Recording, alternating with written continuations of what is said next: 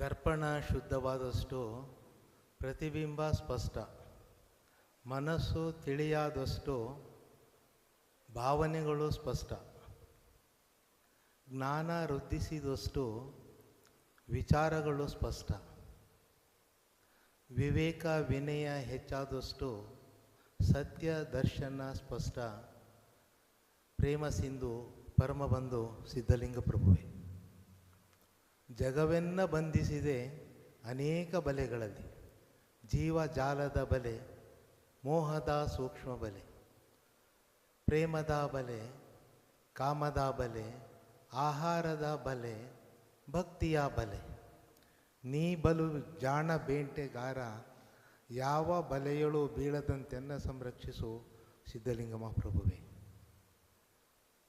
ಮರದೊಳಗೆ ಮಂದಾಗ್ನಿಯ ಒರಿಸದಂತಿರಿಸಿದೆ, ನೊರೆ ಹಾಲೊಳಗೆ ತುಪ್ಪದ ಕಂಪಿಲ್ಲದಂತಿರಿಸಿದೆ. ದೇಹದೊಳು ಆತ್ಮವನ್ನು ಕಾಣದಂತಿರಿಸಿದೆ, ನಿನ್ನ ಕಾಲದ ಕಟ್ಟಳೆಗೆ ಬೆರಗಾದನೆಯ ರಾಮನಾಥ. ಈ ಒಂದು ಶರಣ ಸಂಸ್ಕೃತಿಯ ಈ ಸ್ಥಳದಲ್ಲಿ ಏನು ಹೇಳ್ಬೇಕು, ನನಗೆ ಅಲ್ಲೇ ಕೂತ್ಕೊಂಡಾಗ ತುಂಬ ಖುಷಿ ಅನ್ನಿಸ್ತಾ ಇತ್ತು. ಆರಾಮಾಗಿ ಕೂತ್ಕೊಳ್ತಾ ಇದ್ವಿ, ಎಂತಹ ವಿದ್ವತ್ಪೂರ್ಣ ಉಪನ್ಯಾಸಗಳನ್ನು ಕೇಳ್ತಾ ಇದ್ವಿ.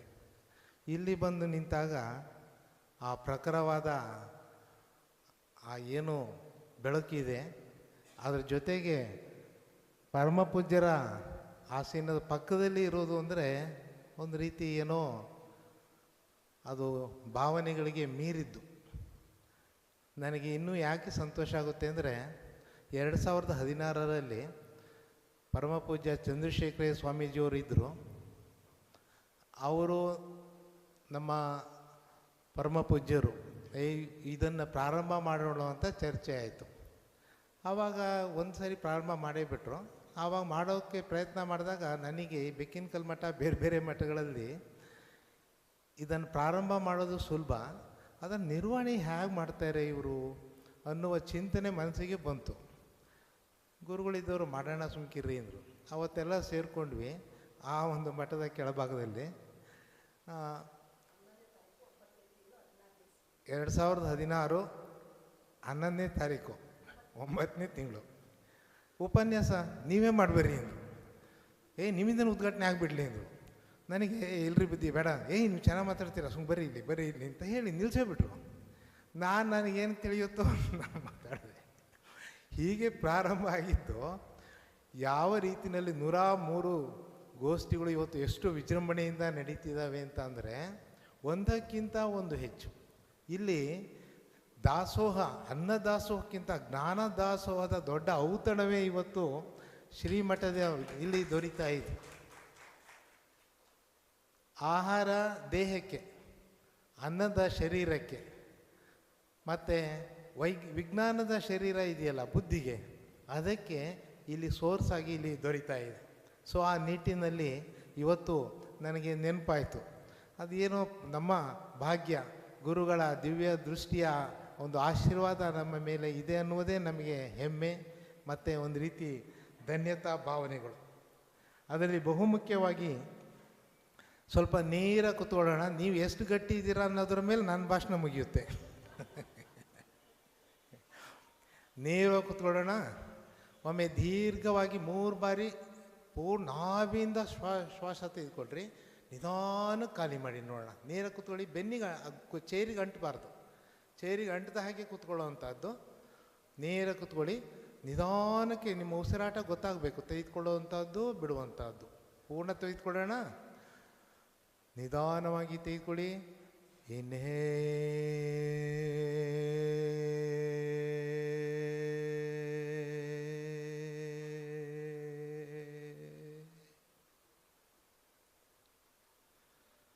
ಹಾಗೆ ಖಾಲಿ ಮಾಡ್ತಾ ಹೋಗಿ. ಎಕ್ಸೇ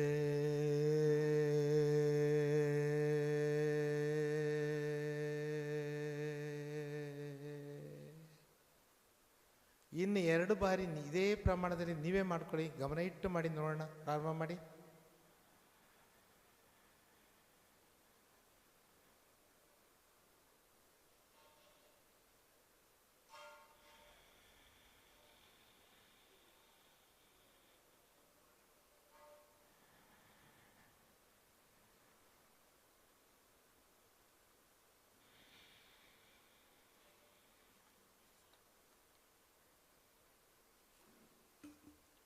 ಧನ್ಯವಾದಗಳು.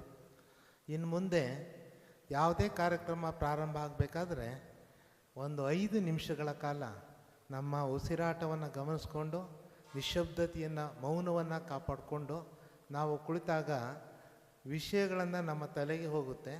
ನಾವು ಯಾಕೆ ಇಲ್ಲಿ ಬಂದಿದ್ದೀವಿ, ಏನನ್ನು ಪಡ್ಕೊಂಡು ಹೋಗಬೇಕಾಗಿದೆ ಮತ್ತು ಉದ್ದೇಶಗಳೇನು ಅಂತ ಸ್ವಲ್ಪ ಅರ್ಥವನ್ನು ನಾವು ಮಾಡಿಕೊಂಡು ಹೋದರೆ ಇನ್ನೂ ಪರಿಣಾಮಕಾರಿ, ತುಂಬ ಲಾಭ ನಮಗೆ ಆಗುತ್ತೆ. ಅದು ಆ ಲಾಭವನ್ನು ನಾವೆಲ್ಲ ಸೇರಿ ಪಡ್ಕೊಳ್ಳೋಣ.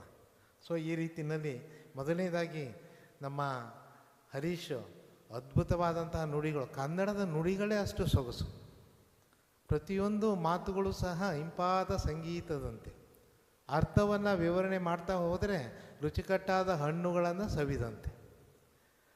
ನಿಮ್ಮ ಕನ್ನಡಿಗರಿಗೆ, ನಿಮ್ಮೆಲ್ಲರಿಗೂ ಸಹ ಕನ್ನಡಿಗರ ಹಬ್ಬ, ಕನ್ನಡದ ಜಾತ್ರೆ ಮತ್ತು ಕನ್ನಡ ರಾಜ್ಯೋತ್ಸವದ ಶುಭಾಶಯಗಳನ್ನು ತಿಳಿಸುತ್ತಾ ನನ್ನ ಮಾತನ್ನು ಪ್ರಾರಂಭಿಸ್ತಾ ಇದ್ದೀನಿ. ಆತ್ಮೀಯರೇ, ಜನನಿ ಜನ್ಮಭೂಮಸ್ಯ ಸ್ವರ್ಗಾದಪಿ ಗರೀಯಸಿ. ಒಂದು ಮಾತಿದೆ, ಜನನಿ ಜನ್ಮಭೂಮಸ್ಯ ಸ್ವರ್ಗಾದಪಿ ಗರೀಯಸಿ ಎನ್ನುವ ಒಂದು ಮಾತು. ಇದರ ಅರ್ಥವೆಂದರೆ ಜನ್ಮ ಕೊಟ್ಟಂತಹ ತಾಯಿ ಹಾಗೂ ನಮ್ಮನ್ನು ಹೊತ್ತು ನಿಂತಿರುವಂತಹ ಈ ಭೂತಾಯಿ, ಇವರೂ ಕೂಡ ಆ ಸ್ವರ್ಗಕ್ಕಿಂತಲೂ ಶ್ರೇಷ್ಠ ಅಂತ ಹೇಳಿ ಆ ಒಂದು ಸುಭಾಷಿತ ಹೇಳುತ್ತೆ. ತಾಯಿ ಹೇಗೆ ಹೊತ್ತು ಹೆತ್ತು ಮಗುವನ್ನು ಸಾಕಿ ನಮ್ಮನ್ನು ಈ ರೀತಿ ಮಾಡಬೇಕಾದ ಎಷ್ಟು ತ್ಯಾಗವನ್ನು ಮಾಡಿರ್ತಾಳೋ, ಅದೇ ರೀತಿ ನಮ್ಮ ಬದುಕನ್ನು ರೂಪಿಸಿದಂತಹ ಈ ಒಂದು ಭೂತಾಯಿ ಇದೆಯಲ್ಲ, ಅವಳೂ ಸಹ ಸ್ವರ್ಗಕ್ಕಿಂತ ಶ್ರೇಷ್ಠ ಎನ್ನುವ ಮಾತು ನಮಗೆ ಗೊತ್ತಿದೆ. ನಮ್ಮ ಭಾರತೀಯ ಪರಂಪರೆಯಲ್ಲಿ ಇಲ್ಲಿಯ ನೆಲಕ್ಕೆ ತಾಯಿಯ ಸ್ಥಾನವನ್ನು ಕೊಟ್ಟಿದ್ದಾರೆ ಹಾಗೂ ಕೊಟ್ಟು ಗೌರವಿಸ್ತಾ ಇದೆ. ನಾವು ನಿಂತ ನೆಲ ಮತ್ತು ಉಸಿರಾಡುವ ಗಾಳಿ ಹಾಗೂ ಇಲ್ಲಿಯ ನಮ್ಮ ಜನ್ಮ ಕೊಟ್ಟ ತಾಯಿ, ಇವರೆಲ್ಲರೂ ಅತ್ಯಂತ ಶ್ರೇಷ್ಠರು ಅಂತ ಹೇಳಿ ನಮ್ಮ ಭಾರತೀಯ ಪರಂಪರೆ ಹೇಳ್ತಾ ಹೋಗುತ್ತೆ. ಹಾಗೆಯೇ ಇಲ್ಲಿಯ ಜನನೂ ಸಹ ಅಪಾರವಾದ ಶ್ರದ್ಧೆ ಭಕ್ತಿಯನ್ನು ಹೊಂದಿದ್ದಾರೆ. ಮತ್ತು ಏಕೆಂದರೆ ಈ ಮಣ್ಣಿಗೆ, ಈ ಮಣ್ಣಿನ ಭಾಷೆಗಳಿಗೆ ಅಂತಹ ವೈಭವದ ಇತಿಹಾಸವಿದೆ. ಇದೇ ರೀತಿ ನಿಮ್ಮೆಲ್ಲರ ಸಮೃದ್ಧ ಕನ್ನಡ ನಾಡಿಗೂ ಕನ್ನಡ ಭಾಷೆಗೂ ಕೂಡ ಅಂತಹದೇ ಶ್ರೀಮಂತ ಇತಿಹಾಸ ಇರುವುದನ್ನು ನಾವು ಗಣನೆಗೆ ತೆಗೆದುಕೊಳ್ಬೇಕು. ಇಂದು ನವಂಬರ್ ತಿಂಗಳು ಬಂತು ಅಂದರೆ ಎಲ್ಲ ಕಡೆ ಈ ನಾಡ ಹಬ್ಬ, ಅದರಲ್ಲೂ ಸಹ ಕನ್ನಡದ ರಾಜ್ಯೋತ್ಸವವನ್ನು ವಿಜೃಂಭಣೆಯಿಂದ ಮಾಡ್ತಾರೆ. ಇವತ್ತೇನಾದರೂ ಕನ್ನಡ ಉಸಿರಾಡ್ತಿರುವಂತಹದ್ದು ಇಂತಹ ಪ್ರದೇಶಗಳ ಹಳ್ಳಿಗಳಲ್ಲಿಯೇ ವಿನಃ ಇದರ ಅಗತ್ಯ ಯಾಕೆ ನಾವು ಮಾಡ್ತಿದ್ದೀವಿ, ಇದರ ಅಗತ್ಯತೆ ಏನು, ನಮ್ಮನ್ನು ನಾವು ಯಾಕೆ ಜ್ಞಾಪಿಸ್ಕೊಳ್ಬೇಕು ಎನ್ನುವ ಆತ್ಮಾವಲೋಕನವನ್ನು ನಾವು ಮಾಡ್ಕೊಳ್ಬೇಕು ಅಂದರೆ ನೀವು ದಟ್ಟವಾದಂಥ ಸಿಟಿಗಳಿಗೆ ಹೋದರೆ ಗೊತ್ತಾಗುತ್ತೆ. ಬೆಂಗಳೂರಿನಂತಹ ನಗರಗಳಿಗೆ ಹೋದರೆ ನಾವು ಎಷ್ಟು ಪರಕೀಯರು, ನಮ್ಮತನ ಎಲ್ಲಿದೆ, ನಾವು ಏನು ಆಗ್ತಾ ಇದ್ದೇವೆ ಎನ್ನುವುದರ ಅರಿವು ಅಲ್ಲಿಯ ಜನಕ್ಕೆ ಗೊತ್ತಾಗ್ತಾ ಹೋಗುತ್ತೆ. ಮುಂದೆ ನಾನು ಹೇಳ್ತಾ ಹೋಗ್ತೀನಿ. ಸ್ನೇಹಿತರೆ, ಭಾಷೆ ಎನ್ನುವುದು ಒಂದು ಜನಾಂಗದ ಒಟ್ಟು ಸಂಸ್ಕೃತಿಯ ಜೀವಂತ ಸಂಕೇತ. ಕನ್ನಡ ಅಂತ ಹೊರಡಲ್ಲ ಅದು. ಆ ಕನ್ನಡವನ್ನು ಮಾತನಾಡುವ ಹಿಂದಿನ ಇರುವ ಜನಾಂಗ ಇದೆಯಲ್ಲ, ಅವರ ಒಂದು ಸಂಸ್ಕೃತಿ ಸಂಕೇತ. ಅಂದರೆ ಅವರ ರೂಢಿ ಪದ್ಧತಿಗಳು, ಪರಂಪರೆಗಳು, ಆಲೋಚನೆಗಳು, ಚಿಂತನೆಗಳು, ಬದುಕುವ ರೀತಿ, ಬದುಕುವ ಪ್ರದೇಶಗಳು ಅವೆಲ್ಲವನ್ನು ಒಳಗೊಂಡಂತಹ ಸಂಕೇತ ಆಗಿರುವಂತಹದ್ದು ಭಾಷೆ. ಇವೆಲ್ಲವನ್ನು ಯಾವುದರ ಮೂಲಕ ಅಭಿವ್ಯಕ್ತಿಪಡಿಸ್ತೀವಿ ಅಂದರೆ ಭಾಷೆಯ ಮೂಲಕ ನಾವು ಅಭಿವ್ಯಕ್ತಿಯನ್ನು ಪಡಿಸ್ತೀವಿ. ನಮ್ಮ ದುಃಖ ದುಮ್ಮಾನಗಳಾಗಿರ್ಬೋದು, ಕಷ್ಟ ಸುಖಗಳು ಇರ್ಬೋದು, ನೋವು ನಲಿವುಗಳು ಇರ್ಬೋದು, ಅವೆಲ್ಲ ಶಬ್ದದ ರೂಪದ ಸುಂದರ ವರ್ಣನೆಯೇ ಕನ್ನಡದ ಭಾಷೆ. ನಾವು ಭಾಳಷ್ಟು ಜನರಿಗೆ ನೀವು ಯಾಕೆ ಈಗ ಕೇಳ್ತೀವಿ, ತುಂಬ ಅದ್ಧೂರಿಯಾಗಿ ಇದು ದೊಡ್ಡ ಮೈಕನ್ನು ಹಾಕ್ಕೊಂಡು ಡಮ್ ಡಮ್ ಡಮ್ ಡಮ್ ಅಂತ ಕುಣಿತಿರ್ತಾರೆ. ನೀವು ಯಾಕೆ ಇದನ್ನೆಲ್ಲ ಮಾಡ್ತೀರಾ ಅಂದರೆ ಖಂಡಿತ ಅವ್ರು ಹೇಳಲ್ಲ. ಅದರ ಉದ್ದೇಶ ಏನು, ಯಾಕೆ ಮಾಡಬೇಕು, ನಮ್ಮನ್ನು ನಾವು ಯಾಕೆ ವೈಭವೀಕರಿಸ್ಬೇಕು, ಯಾವ ದುಸ್ಥಿತಿಗೆ ನಾವು ತಲುಪಿದ್ದೀವಿ ಅಂತ ಯಾರೂ ಸಹ ಇವತ್ತು ಯೋಚನೆ ಮಾಡ್ತಾ ಇಲ್ಲ. ಅದು ಮುಂದೆ ನಾನು ಹೇಳ್ತಾ ಹೋಗ್ತೀನಿ. ಬಹುಮುಖ್ಯವಾಗಿ ನೋಡಿ, ಈ ಕನ್ನಡ ಭಾಷೆಯ ಅರ್ಥದ ಸೊಗಸನ್ನು ಅವ್ರು ಹೇಳಿದರು. ನಮ್ಮ ಕವಿ ಪೊಂಗವರು, ರಾಷ್ಟ್ರ ಕವಿಗಳು ಕುವೆಂಪುರವರೇ ಹೇಳ್ತಾರೆ, ಕನ್ನಡವೇನೆ ಕುಣಿದಾಡುವುದೆನ್ನದೆ ಅಲ್ವಾ. ಅದೇ ರೀತಿ ಅವರ ಸೊಗಸಾದ ನೀವು ಕನ್ನಡ ಅರ್ಥ ಆಗಬೇಕು ಅಂತ ಅಂದರೆ ಬಹುಮುಖ್ಯವಾಗಿ ಕನ್ನಡವೆಂದರೆ ಕುಣಿದಾಡುವುದೆನ್ನದೆ ಕನ್ನಡವೇನೆ ಕಿವಿ ನಿಮಿರುವುದು. ಯಾಕೆ ಇವರು ಹುಚ್ಚೆಲ್ಲ ಹಿಂಗೆ ಹಚ್ಕೊಂಡು ಮಾತಾಡಿದ್ದಾರೆ ಅಂತ ನಮಗೆ ನಿಮಗೆ ಅನಿಸ್ಬೋದು. ಅವ್ರಿಗೆ ಯಾಕೆ ಅಷ್ಟು ಅಭಿಮಾನ? ಕನ್ನಡವೆಂದರೆ ಅದು ಕೇವಲ ಭಾಷೆಯಲ್ಲ, ಅದು ಮಂತ್ರ ಕಣೋ ಅಂತ ಸಹ ಕುವೆಂಪುರವರು ಹೇಳ್ತಾ ಹೋಗ್ತಾರೆ. ನೋಡಿ, ಈ ಕನ್ನಡ ಭಾಷೆಯ ಸೊಗಸು, ಅದರ ಅರ್ಥ, ನಮ್ಮ ಭಾವನೆಗಳನ್ನು ವ್ಯಕ್ತಪಡಿಸುವ ರೀತಿ, ಅದರ ಮಾಧುರ್ಯ, ನಮ್ಮ ಎಲ್ಲ ಭಾವನೆಗಳನ್ನು ಸಮರ್ಥವಾಗಿ ಪ್ರತಿನಿಧಿಸುವ ಧ್ವನಿ. ಇದನ್ನು ನಾವೇನಾದರೂ ಯಾರಿಂದ ಕೇಳಬೇಕು ಅಂದರೆ ದಿವಂಗತ ಡಾಕ್ಟರ್ಸ್ ರಾಜ್ಕುಮಾರ್ ಅವರ ಧ್ವನಿಯನ್ನು ಕೇಳಬೇಕು. ಅವರು ಆಡುವ ಪ್ರತಿಯೊಂದು ಮಾತು ಸಂಗೀತದಂತೆ ಬರ್ತಾ ಇರುತ್ತೆ. ಆಕ್ರೋಶ ಹೊರಟಾಗ, ನೋವಾದಾಗ, ದುಃಖ ಆದಾಗ, ಅತಿಯಾದ ಸಂತೋಷ ಆದಾಗ, ಪ್ರೀತಿ ಆದಾಗ ಅವರ ಹೇಳುವ ಒಂದು ಮಾತುಗಳು ಕೋಟಬಲ್. ಎಂತಹ ಸ್ಪಷ್ಟತೆ, ಎಂತಹ ಧ್ವನಿ, ಆ ಭಾಷೆ ಎಷ್ಟೊಂದು ಸೊಗಸು ಅನ್ನುವುದನ್ನು ನಾವು ಅರ್ಥ ಮಾಡ್ಕೊಳ್ತೀವಿ. ಇನ್ನು ಕನ್ನಡಿಗರೆಂದರೆ ಯಾರು? ಇದು ಸಮಸ್ಯೆ ಇಲ್ಲ. ಕುವೆಂಪುರವರ ನಾಡಗೀತೆ ಈಗ ತಾನೇ ಹೇಳಿದ್ವಿ, ನಾವು ಯಾರು ಅನ್ನುವುದನ್ನು, ಕನ್ನಡಿಗರ ಸಮಗ್ರ ಸಂಸ್ಕೃತಿಯನ್ನು ನುಡಿಗಟ್ಟುಗಳಲ್ಲಿ, ಅಕ್ಷರಗಳ ರೂಪದಲ್ಲಿ, ನಾಡಗೀತೆಯ ರೂಪದಲ್ಲಿ ಕಟ್ಟಿಕೊಟ್ಟಿರುವಂಥವರು ಕುವೆಂಪುರವರು. ಅದಕ್ಕಿಂತ ಸುಂದರವಾಗಿ ಯಾರೂ ಸಹ ಕಟ್ಟಿಕೊಡೋದಕ್ಕೆ ಸಾಧ್ಯವಿಲ್ಲವೇನೋ ಎನ್ನುವ ಸ್ಥಿತಿ ನಮಗೆ ಬಂದಿದೆ. ನೀವು ಯಾರು ಅಂದರೆ ತೈಲಪ ಹೊಯ್ಸಳ ರಾಳಿದ ನಾಡಿ ಢಂಕಣ ಜಕಣರ ನೆಚ್ಚಿನ ಬೀಡೆ. ನೀವ್ಯಾರು ಅಂದರೆ ನಮ್ಮ ಹಿಂದಿನವ್ರನ್ನ ನೋಡಿ, ನಾವು ಯಾರು ಅಂತ ನಿಮಗೆ ಗೊತ್ತಾಗುತ್ತೆ. ಅವರ ವಾರಸುದಾರರು ನಾವು. ಇಲ್ಲಿಯ ಒಂದು ಸಮೃದ್ಧವಾದಂತಹ ನದಿಗಳು ಇರ್ಬೋದು, ಅರಣ್ಯಗಳು ಇರ್ಬೋದು, ಖಗಮೃಗಗಳು ಇರ್ಬೋದು, ಎಷ್ಟು ಅಂತ ವೈಭವ, ಈ ದೇವರ ಸೃಷ್ಟಿ ಹೇಗಿದೆ ಅನ್ನುವುದನ್ನು ಅದನ್ನು ಅರ್ಥ ಮಾಡ್ಕೊಳ್ತಾ ಅದನ್ನು ಎಂಜಾಯ್ ಮಾಡಬೇಕು. ಆಹಾರವನ್ನು ತಿನ್ನಬೇಕಾದ್ರೆ ಜಗಿತಾ ರಸವನ್ನು ಹೀರ್ಕೊಳ್ತಾ ಮಾಡಿದರೆ ಮಾತ್ರ ಅದರ ರುಚಿ ಗೊತ್ತಾಗುತ್ತೆ ಹೊರತು ನಾವು ಬಕ ತಿಂದು ಕೈ ತೊಳ್ಕೊಂಡು ಓಡೋದ್ರೆ ನಾವೇನು ತಿಂದ್ವಿ ಅಂತ ನಮಗೆ ಗೊತ್ತಿರಲ್ಲ.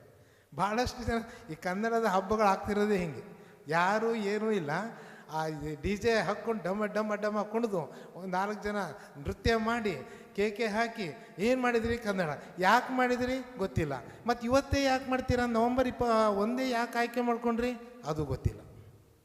ನೋಡಿ, ಈ ಎಲ್ಲ ಸೊಗಸುಗಳಿಗೆ ಅದೆಷ್ಟು ಜನ ತಮ್ಮ ಕಣ್ಣೀರನ್ನು ಹಾಕಿದ್ದಾರೆ, ತ್ಯಾಗಗಳನ್ನು ಮಾಡಿದ್ದಾರೆ, ಬಲಿದಾನಗಳನ್ನು ಮಾಡಿದ್ದಾರೆ. ಅವರನ್ನೆಲ್ಲ ಜ್ಞಾಪಿಸುವಂತಹ ದಿನವೂ ಸಹ ಇವತ್ತು. ಮತ್ತು ನಾವು ಕನ್ನಡಿಗರು ಎಲ್ಲಿದ್ದೀವಿ, ಏನು ಆಗ್ತಾಯಿದ್ದೀವಿ ಎನ್ನುವುದರ ಬಗ್ಗೆ ಮಾಹಿತಿಯನ್ನು ಕೊಡುವಂತಹ ಒಂದು ದಿನವೂ ಇದು ಅಂತ ಹೇಳಿ ನಾನು ಭಾವಿಸ್ತೀನಿ. ನಾನು ಒಂದು 5-6 ಪಾಯಿಂಟ್ ಮಾತ್ರ ಹೇಳೋಕ್ಕೆ ಇಷ್ಟಪಡ್ತೀನಿ. ಇದರಲ್ಲಿ ನೀವೇನು ಹೆದರ್ಕೊಂಬೇಡಿ, ತುಂಬ ಬರ್ಕೊಂಡ್ಬಿಟ್ಟಿದ್ದಾರೆ ಮತ್ತೆ ಏನು ಅಂತ ಹೇಳಿ ಒಂದು 5-6 ಪಾಯಿಂಟ್. ಕನ್ನಡಿಗರು ಅಂದರೆ ಯಾರು, ಈ ಭಾಷೆಯನ್ನು ಯಾಕೆ ಪ್ರೀತಿಸಬೇಕು, ನಮ್ಮ ಸಂಸ್ಕೃತಿ ಏನು, ಮತ್ತು ಅದರ ಹಿನ್ನೆಲೆಗಳು ಹೇಗೆ, ಅದರ ಐತಿಹಾಸಿಕ ದಾಖಲೆಗಳು ಎಲ್ಲಿವೆ. ನಾವು ಕನ್ನಡಿಗರು ಅಂದ್ಕೊಂಡು ನೀವು ಕೋರ್ಟ್ನಲ್ಲಿ ಹೋಗಬೇಕಾದ್ರೆ ಸುಮ್ಕೆ ವಾದ ಮಾಡಿದ್ರೆ ಕೇಳಲ್ಲ ಜಡ್ಜು, ಪುರಾವೆಗಳನ್ನು ಇಡಬೇಕು, ದಾಖಲೆಗಳನ್ನು ಇಡಬೇಕು, ಆಗ ನೀವೇನು ಅಂತ ಜಡ್ಜ್ ಗೆಸ್ಟ್ ಮಾಡ್ತಾರೆ ಅಲ್ವಾ. ಭಾರತದ 2000ಕ್ಕೂ ಹೆಚ್ಚು ಭಾಷೆಗಳಲ್ಲಿ ನಮ್ಮತನವನ್ನು ನಾವು ಉಳಿಸ್ಕೊಳ್ಬೇಕು ಅಂತ ಅಂದರೆ ನಾವ್ಯಾರು ಅಂತ ಪ್ರೂವ್ ಮಾಡಬೇಕು.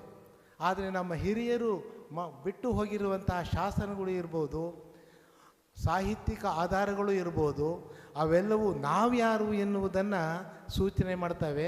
ಅದನ್ನು ನಾವು ಕೋಟ್ ಮಾಡಬೇಕಾಗುತ್ತೆ. ಸೊ ಹಾಗಾಗಿ ಬಹುಮುಖ್ಯವಾಗಿ ನೋಡಿ, ಈ ಕರುನಾಡ ಇತಿಹಾಸ, ಕರುನಾಡು, ಕಪ್ಪು ಮಣ್ಣಿನ ನಾಡು, ಕಿಮ್ಮತ್ತು ನಾಡು, ಅಖಂಡ ಕರ್ನಾಟಕ. ನೋಡಿ, ಇದು ಪದ ಇದೆಯಲ್ಲ, ಈ ಪದವನ್ನು ತರುವುದಕ್ಕೇ 13 ವರ್ಷ ಬೇಕಾಯಿತು. ಯಾರ್ಯಾರು ಏನೇನು ಕಷ್ಟಪಟ್ಟರು, ಯಾಕೆ ನಮ್ಗೆ ಹೀಗೆ ಕರೆದ್ರೆ ನಮ್ಮ ದೇಶದ, ನಮ್ಮ ರಾಜ್ಯವನ್ನು ಸಮಗ್ರವಾಗಿ ಪ್ರತಿನಿಧಿಸ್ಬೋದು ಎನ್ನುವುದರ ಬಗ್ಗೆ ಹಲವಾರು ಶಾಸನಗಳ ಮೂಲಕ, ಸಾಹಿತ್ಯಗಳ ರಚನೆಗಳ ಮೂಲಕ ಪ್ರೂವ್ ಮಾಡ್ತಾ ಹೋದರು. ಅದರಲ್ಲಿ ಬಹುಮುಖ್ಯವಾಗಿ ಕರುನಾಡಿನ ಇತಿಹಾಸದಲ್ಲಿ ಶಾಸನಗಳು. ಈ ಕಲ್ಲುಗಳ ಮೇಲೆ ಆಗಿನ ಕಾಲದಲ್ಲಿ ಹಳೆಗನ್ನಡದಲ್ಲಿ ಕೆತ್ತಿರುವಂಥ ಶಾಸನಗಳು ಇದಾವಲ್ಲ, ಇತಿಹಾಸದಲ್ಲಿ ಅವಕ್ಕೆ ತುಂಬ ಪ್ರಾಮುಖ್ಯತೆ ಇದೆ. ಯಾಕೆಂದರೆ ಅಲ್ಲಿ ಶಾಸನಗಳ ಆಧಾರ ಇರುತ್ತೆ, ಸಾಹಿತ್ಯಿಕ ಆಧಾರಗಳು ಇರುತ್ತೆ, ಮತ್ತು ಮಾತಿನ ಜಾನಪದ ಸಾಹಿತ್ಯದ ಇರುತ್ತೆ. ಆದರೆ ಶಾಸನಗಳನ್ನು ಸತ್ಯದ ಪ್ರತಿನಿಧಿಗಳು ಅಂತ ಕರೀತಾರೆ. ಯಾಕೆ ಅಂದರೆ ಒಂದು ಸಾರಿ ಕೆತ್ತಿದ ಮೇಲೆ ಯಾರೋ ಕಿಡಿಗೇಡಿಗಳು ಅದನ್ನು ಅಳಿಸೋಕ್ಕಾಗಲ್ಲ, ಅಥವಾ ಅಯ್ಯೋ ಅವ ಹಂಗಿತ್ತ ಇದನ್ನು ತಿದ್ದಬೇಕು ಅಂತ ಹೇಳಿ ತಿದ್ದಕ್ಕಾಗಲ್ಲ. ಅದು ಏನಿತ್ತೋ ಅದನ್ನು ಸತ್ಯವಾಗಿ ಅವರು ಬರ್ತಿಟ್ಟಿದ್ದಾರೆ. ಅದರಲ್ಲಿ ಬಹುಮುಖ್ಯವಾಗಿ ಹಲ್ಮಡಿ ಶಾಸನ, ನೀವೆಲ್ಲ ಕೇಳಿದ್ದೀರ. ಹಾಸನ ಜಿಲ್ಲೆಯ ಹಲ್ಮಡಿ ಎಂಬಲ್ಲಿ ಸಿಕ್ಕಂತಹ ಶಾಸನ ಹಳೆಗನ್ನಡದ ಮೊದಲ ಶಾಸನ ಅಂತ ಹೇಳಿ ಇತಿಹಾಸಕಾರರು ಗುರುತಿಸಿದ್ದಾರೆ. ಹಲ್ಮಡಿ ಶಾಸನ. ಆ ಶಾಸನದಲ್ಲಿ ಮತ್ತೆ ಇನ್ನೊಂದು ಕಪ್ಪೆ ಅರಬೆಟ್ಟನ ಶಾಸನ ಅಂತ ಇದೆ. ಇದು ನೋಡಿ, ಇವೆಲ್ಲ ಸುಮಾರು ಕ್ರಿಸ್ತಶಕ 5ನೇ ಶತಮಾನಗಳಲ್ಲಿ ಇದು ದೊರಕಿದಂಥವು. ನಮ್ಮವರು ಕನ್ನಡಿಗ ಜನಾಂಗ ಇವತ್ತು ನಿನ್ನೆಯದಲ್ಲ, 5ನೇ ಶತಮಾನಗಳಿಂದಲೂ ಸಹ ತಮ್ಮ ವೈಭವದಿಂದ ಮೆರೆದ ನಾಡು ಅಂತ ಹೇಳಿ ಗುರುತಿಸೋದಕ್ಕೆ ನಮಗೆ ಆಧಾರ ಏನೋ ಶಾಸನಗಳು. ಅದನ್ನು ತೋರಿಸಿ ಎಲ್ಲರೂ ಒಪ್ಕೊಳ್ಳೇಬೇಕು. ಕೇಂದ್ರಕ್ಕೆ ನಮ್ಮ ಶಾಸ್ತ್ರೀಯ ಸ್ಥಾನ ಕೊಡಿ ನಿಮಗೆ ನಮ್ಮದು ಹಳೆಯ ಪ್ರಾಚೀನ ಭಾಷೆ ಅಂತ ಕೂಡಲೇ ಎಲ್ಲರೂ ಪ್ರೂವ್ ಏನು ಕೊಡ್ತೀರಾ ಅಂತ ಕೇಳಿದರು. ಯಾಕೆಂದರೆ ಶಾಸ್ತ್ರೀಯ ಸ್ಥಾನ ಕೊಟ್ಟರೆ ವಿಶೇಷ ಸ್ಥಾನಕ್ಕೆ ಅನುದಾನಗಳು ಸಿಗುತ್ತೆ ಸರ್ಕಾರದಿಂದ, ಕೇಂದ್ರ ಸರ್ಕಾರದಿಂದ. ಯಾವ ಭಾಷೆಗಳು ಸಂಸ್ಕೃತಿಗಳನ್ನು ಉಳಿಸಬೇಕು ಅಂಥವನ್ನು ಎಂದೂ ಸಹ ನಾವು ಕೈ ಬಿಡಬಾರ್ದು ಅಂತ ಹೇಳಿ ಸಹಾಯ ಮಾಡೋದಕ್ಕೆ ಸರ್ಕಾರ ನಿರ್ಧಾರ ಮಾಡಿರುತ್ತೆ, ರೂಲ್ಸ್ ನಿಯಮಗಳು ಇರುತ್ತೆ. ಆವಾಗ ಈ ಒಂದು ಹಲ್ಮಡಿ ಶಾಸನ ಏನಿದೆಯಲ್ಲ, ಕದಂಬರನ್ನು ನೋಡಿ, ಆ ಹಲ್ಮಡಿ ಶಾಸನದಲ್ಲಿ ಈ ನಮ್ಮ ಇದ್ರ ಬಗ್ಗೆ ಹೇಳ್ತಾ ಇರುತ್ತೆ. ನೋಡಿ ಏನು ಹೇಳಿದೆ ನೋಡಿ, ನಮ್ಮ ಹಿರಿಯರು ಹೆಂಗಿದ್ರು ಅಂದರೆ ಸಾಧುಂಗೆ ಸಾಧು, ಸಾಧುಂಗೆ ಸಾಧು, ಹಾಗೆಯೇ ಪ್ರೀತಿಯನ್ನು ಸಜ್ಜನರ ರೀತಿಯಲ್ಲಿ ಮಾಧುರ್ಯಂಗೆ ಮಾಧುರ್ಯಂ, ಸಾಧುಂಗೆ ಸಾಧು ಮಾಧುರ್ಯಂಗೆ ಮಾಧುರ್ಯಂ, ಬಾದಿಪ್ಪ ಕಲಿಗೆ ಕಲಿಯುಗ ವಿಪರೀತನ್, ಮಾನವನೀತನ್ ಪೆರನಲ್ಲ ಅಂತ ಹೇಳಿದೆ. ನೋಡಿ, ಕನ್ನಡಿಗರು ನಮ್ಮ ಸ್ವಭಾವನೇ ಹೆಂಗೆ. ನಿಮ್ಮ ವಂಶಸ್ಥರು ಹಿರಿಯರನ್ನು ಕೇಳ್ರಿ, ಸಾಧುಂಗೆ ಸಾಧು, ಸಜ್ಜನರು ಬಂದುಬಿಟ್ರೆ ಅವರನ್ನು ಆತ್ಮೀಯವಾಗಿ ಗೌರವಪೂರ್ವಕವಾಗಿ ಪ್ರೀತಿಯಿಂದ ಸ್ವಾಗತಿಸ್ತೀವಿ, ಅವರನ್ನು ಒಳ ಕರಿತೀವಿ. ಅವ್ರಿಗೆ ಏನು ಬೇಕು, ನೀರು ಕುಡಿತೀರೋ, ಅವರನ್ನು ಸತ್ಕಾರ ಮಾಡುವಂಥದ್ದು, ಅವರ ಕಷ್ಟ ಸುಖಗಳನ್ನು ಕೇಳುವಂಥದ್ದು ಕನ್ನಡಿಗರ ರಕ್ತದಲ್ಲಿಯೇ ಇರುವಂತಹದ್ದು. ಈಗ ನಾವು ಮಾಡ್ತಾ ಇಲ್ಲ ಅದನ್ನು ಬಹು ಹಿಂದಿನಿಂದಲೂ ನಮ್ಮ ಪೂರ್ವಿಕರು ಹಾಕಿಕೊಟ್ಟಂತಹ ಒಂದು ಆ ಒಂದು ಪದ್ಧತಿ ಅದು. ಅಂದರೆ ಈ ಥರದವ್ರು ಸಿಗೋಲ್ಲ ನಿಮಗೆ. ಈ ಒಂದು ಸಂಸ್ಕೃತಿ ಇರುವಂತಹ ಜನ ಎಲ್ಲೋ ಹುಡುಕಿದ್ರೆ ಭಾರಿ ಕಷ್ಟ ಸಿಗೋದು. ಆದರೆ ಸಾಧುಂಗೆ ಸಾಧು, ಮಾಧುರ್ಯಂಗೆ ಮಾಧುರ್ಯ. ಇವರು ಮಾತನಾಡಿದ್ರೆ ಹೆಂಗೆ ಅಂದರೆ ಒಳ್ಳೆ ಇಂಪಾದ ಕೋಗಿಲೆಯ ಧ್ವನಿ. ಅವರು ಬೇರೆಯವ್ರ ಜೊತೆಗೆ ಮಾತನಾಡ್ತಾ ಇದ್ದರೆ ಆ ಒಂದು ಧ್ವನಿಗಳು ಹೇಗಿರುತ್ತೆ ಅಂದರೆ ಎಲ್ಲರನ್ನ ಆಕರ್ಷಿಸುವಂಥದ್ದು, ಎಲ್ಲರಲ್ಲಿ ಒಳ್ಳೆಯ ಭಾವನೆಗಳನ್ನು ಹುಟ್ಟು ಹಾಕುವಂಥದ್ದು. ಪ್ರೀತಿ, ವಾತ್ಸಲ್ಯ, ಕರುಣೆ, ಈ ಮೌಲ್ಯಗಳು ತುಂಬಿರುವಂತಹ ಭಾಷೆಯನ್ನು ಕನ್ನಡಿಗರು ಆಡ್ತಿದ್ದಾರೆ ಅಂತ ಈ ಶಾಸನದಲ್ಲಿ ಆವಾಗ ನೋಡಿದವ್ರು ಹೇಳಿರುವಂಥದ್ದು ಇದು. ಸಾಧುಂಗೆ ಸಾಧು ಮಾಧುರ್ಯಂಗೆ ಮಾಧುರ್ಯಂ, ಬಾದಿಪ್ಪ ಕಲಿಗೆ ಕಲಿಯುಗ ಹಂಗಂದ್ರೆ ಇವರೇನು ಮೆತ್ತೆ ಅಂತ ತಿಳ್ಕೊಬೇಡಿ. ಯಾರಾದರೂ ಕೆಣಕಿದರೆ ಅಥವಾ ದ್ರೋಹಗಳನ್ನು ಮಾಡಿದರೆ, ತೊಂದರೆಯನ್ನು ಕೊಟ್ಟರೆ ಕಲಿಗಳಂತೆ ನಿಂತು ಹೋರಾಡಿ ಅವರ ರುಂಡವನ್ನು ಚೆಂಡಾಡ್ತಾರೆ. ಅಂತಹ ವೀರರು ಯಾರು ಅಂದರೆ ಇವರು ಮಾಧವನೀತನ್ ಪೆರನಲ್ಲ.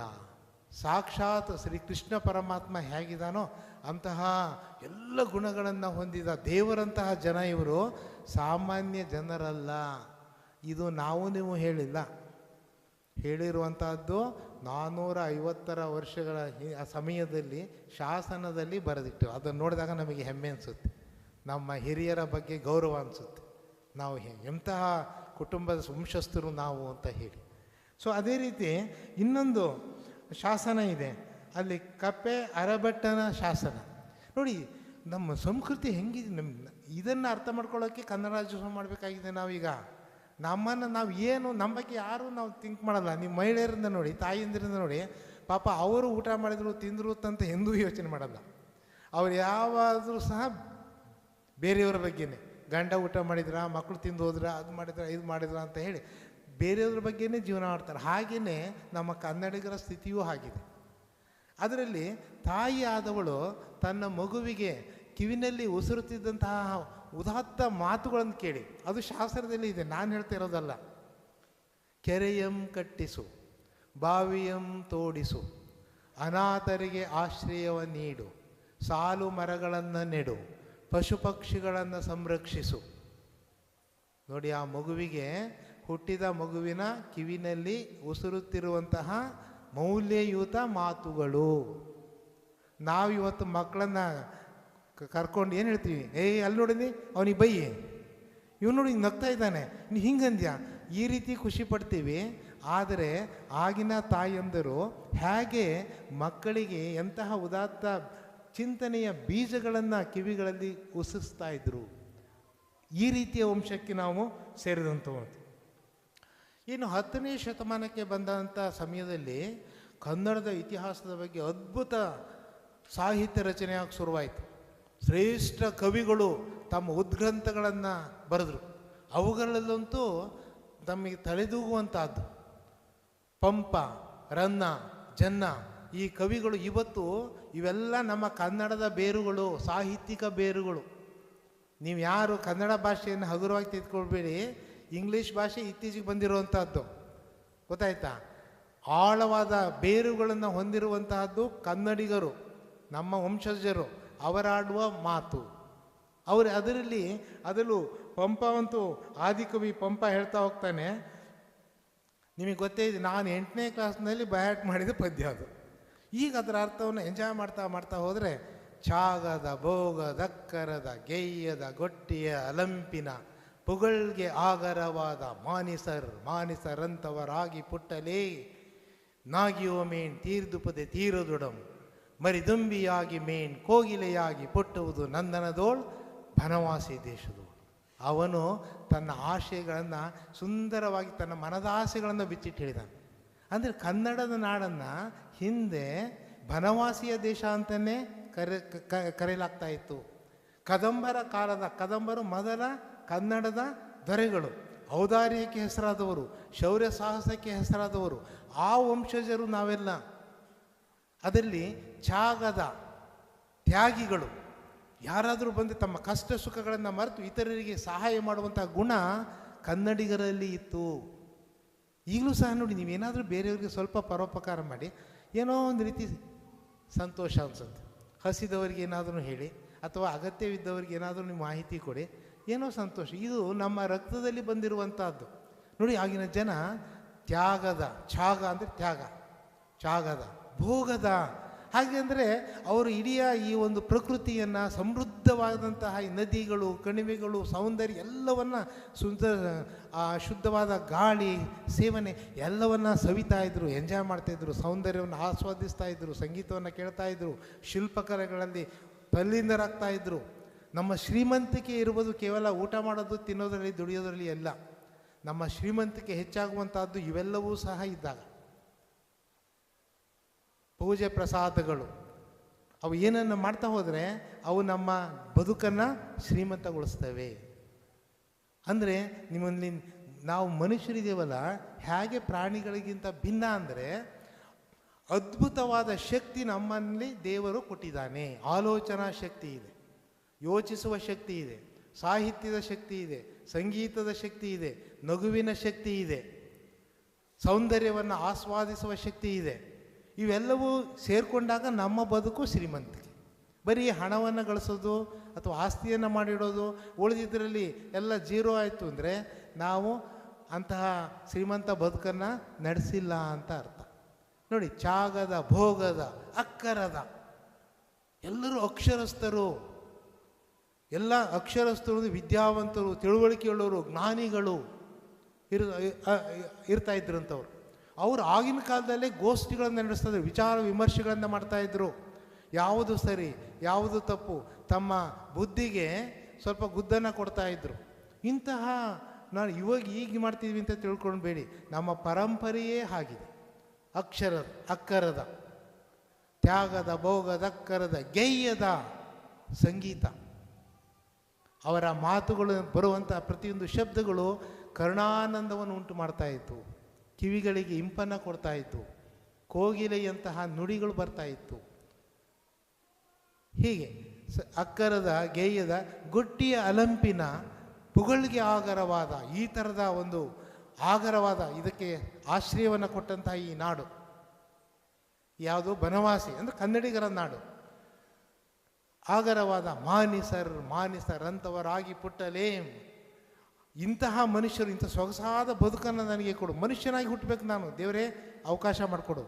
ಒಂದು ವೇಳೆ ಅದು ಆಗದೆ ಹೋದರೆ ಮಾನಿಸರಂಥವರಾಗಿ ಪುಟ್ಟಲೇ ನಾಗಿಯೋ ಮೇಣ್ ತೀರ್ದುಪದೆ ತೀರದು, ಅದು ಆಗದಿದ್ರು ಸಹ ಮರಿದುಂಬಿಯಾಗಿ ಮೇಣ್ ಕೋಗಿಲೆಯಾಗಿ ಪುಟ್ಟುವುದು. ಮರಿದುಂಬಿ ಆದರೂ ಈ ಸುಂದರವಾದ ಸ್ಥಳದಲ್ಲಿ ನಾನು ಸಂಚರಿಸ್ತಾ ಇರ್ತೀನಿ. ಅರಣ್ಯಗಳಲ್ಲಿ ಬಣ್ಣ ಬಣ್ಣದ ಚಿಟ್ಟೆಗಳು ನೋಡಿ, ಅವುಗಳು ಸಾಕ್ಷಾತ್ ದೇವರ ಸೃಷ್ಟಿ ನೋಡಿ.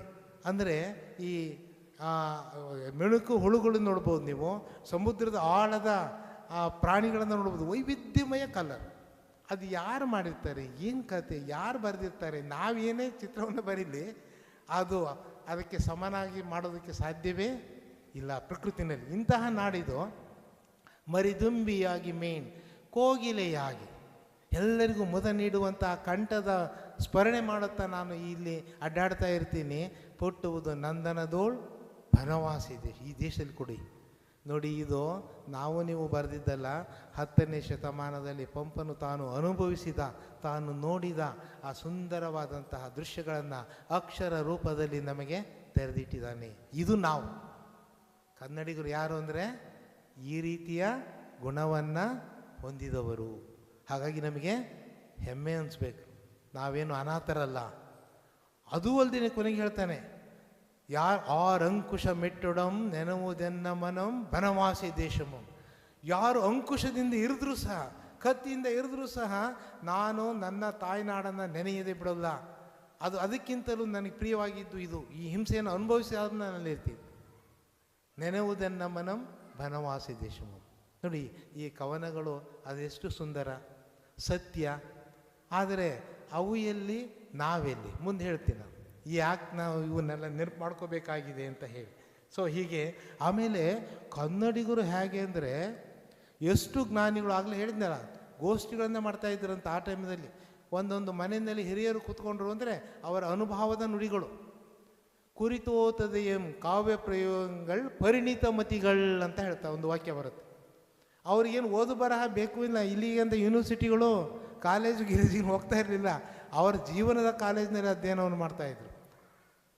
ಬದುಕಿನ ಕಾಲೇಜು ಅದು ಅವರಿಗೆ ಸುಸಂಸ್ಕೃತಿಯನ್ನು ಕಲಿಸ್ತಾ ಇತ್ತು, ವ್ಯಕ್ತಿತ್ವವನ್ನು ರೂಪಿಸ್ತಾ ಇತ್ತು, ಆಲೋಚನಾ ರೀತಿಯನ್ನು ಬೆಳಗ್ತಾ ಇತ್ತು, ಬದುಕುವ ರೀತಿಯನ್ನು ಕಲಿಸ್ತಾ ಇತ್ತು. ಗೊತ್ತಾಯ್ತಾ? ಇವಾಗಲೂ ಸಹ ನೀವು ದೊಡ್ಡ ದೊಡ್ಡ ಹಿರಿಯರನ್ನ ನೋಡಿ, ಆಗಿನ ಕಾಲದ ಯಾವುದೇ ಹಿರಿಯರು ಸುಮ್ಕೆ ಕೂರಿಸ್ಕೊಳ್ರಿ, ಅವರ ಅನುಭವಗಳನ್ನು ಹೇಳ್ತಾರೆ.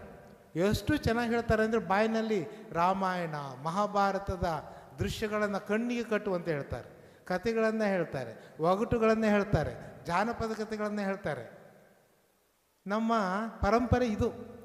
ಅವರೇನು ಯೂನಿವರ್ಸಿಟಿಗೆ ಹೋಗಿರಲ್ಲ, ಆದರೆ ಅವರ ಎಲ್ಲ ಪ್ರಸಂಗಗಳನ್ನು ರೋಚಕ ರೀತಿಯಲ್ಲಿ ಹೇಳ್ತಾರೆ, ನಾಟಕಗಳ ಸನ್ನಿವೇಶಗಳನ್ನು ಹೇಳ್ತಾರೆ, ಸ್ವತಂತ್ರ ಹೋರಾಟದ ಆ ಕ್ಷಣಗಳನ್ನು ಒಂದು ರೀತಿ ರೋಚಕ ರೀತಿಯಲ್ಲಿ ಮನಮುಟ್ಟುವಂತೆ ಹೇಳುವಂಥದ್ದು. ಅವರೇನು ಯೂನಿವರ್ಸಿಟಿ ಓದಿಲ್ಲ. ಯಾರ್ಯಾರು ವಿಪರೀತ ಓದಿದ್ದೀವಿ ಅಂತ ನಮ್ಮಂಥರಿದ್ದೀವಲ್ಲ, ನಮ್ಮಿಂದನೇ ಸಮಸ್ಯೆ ಉದ್ಭವ ಆಗ್ತಾ ಇರೋದು.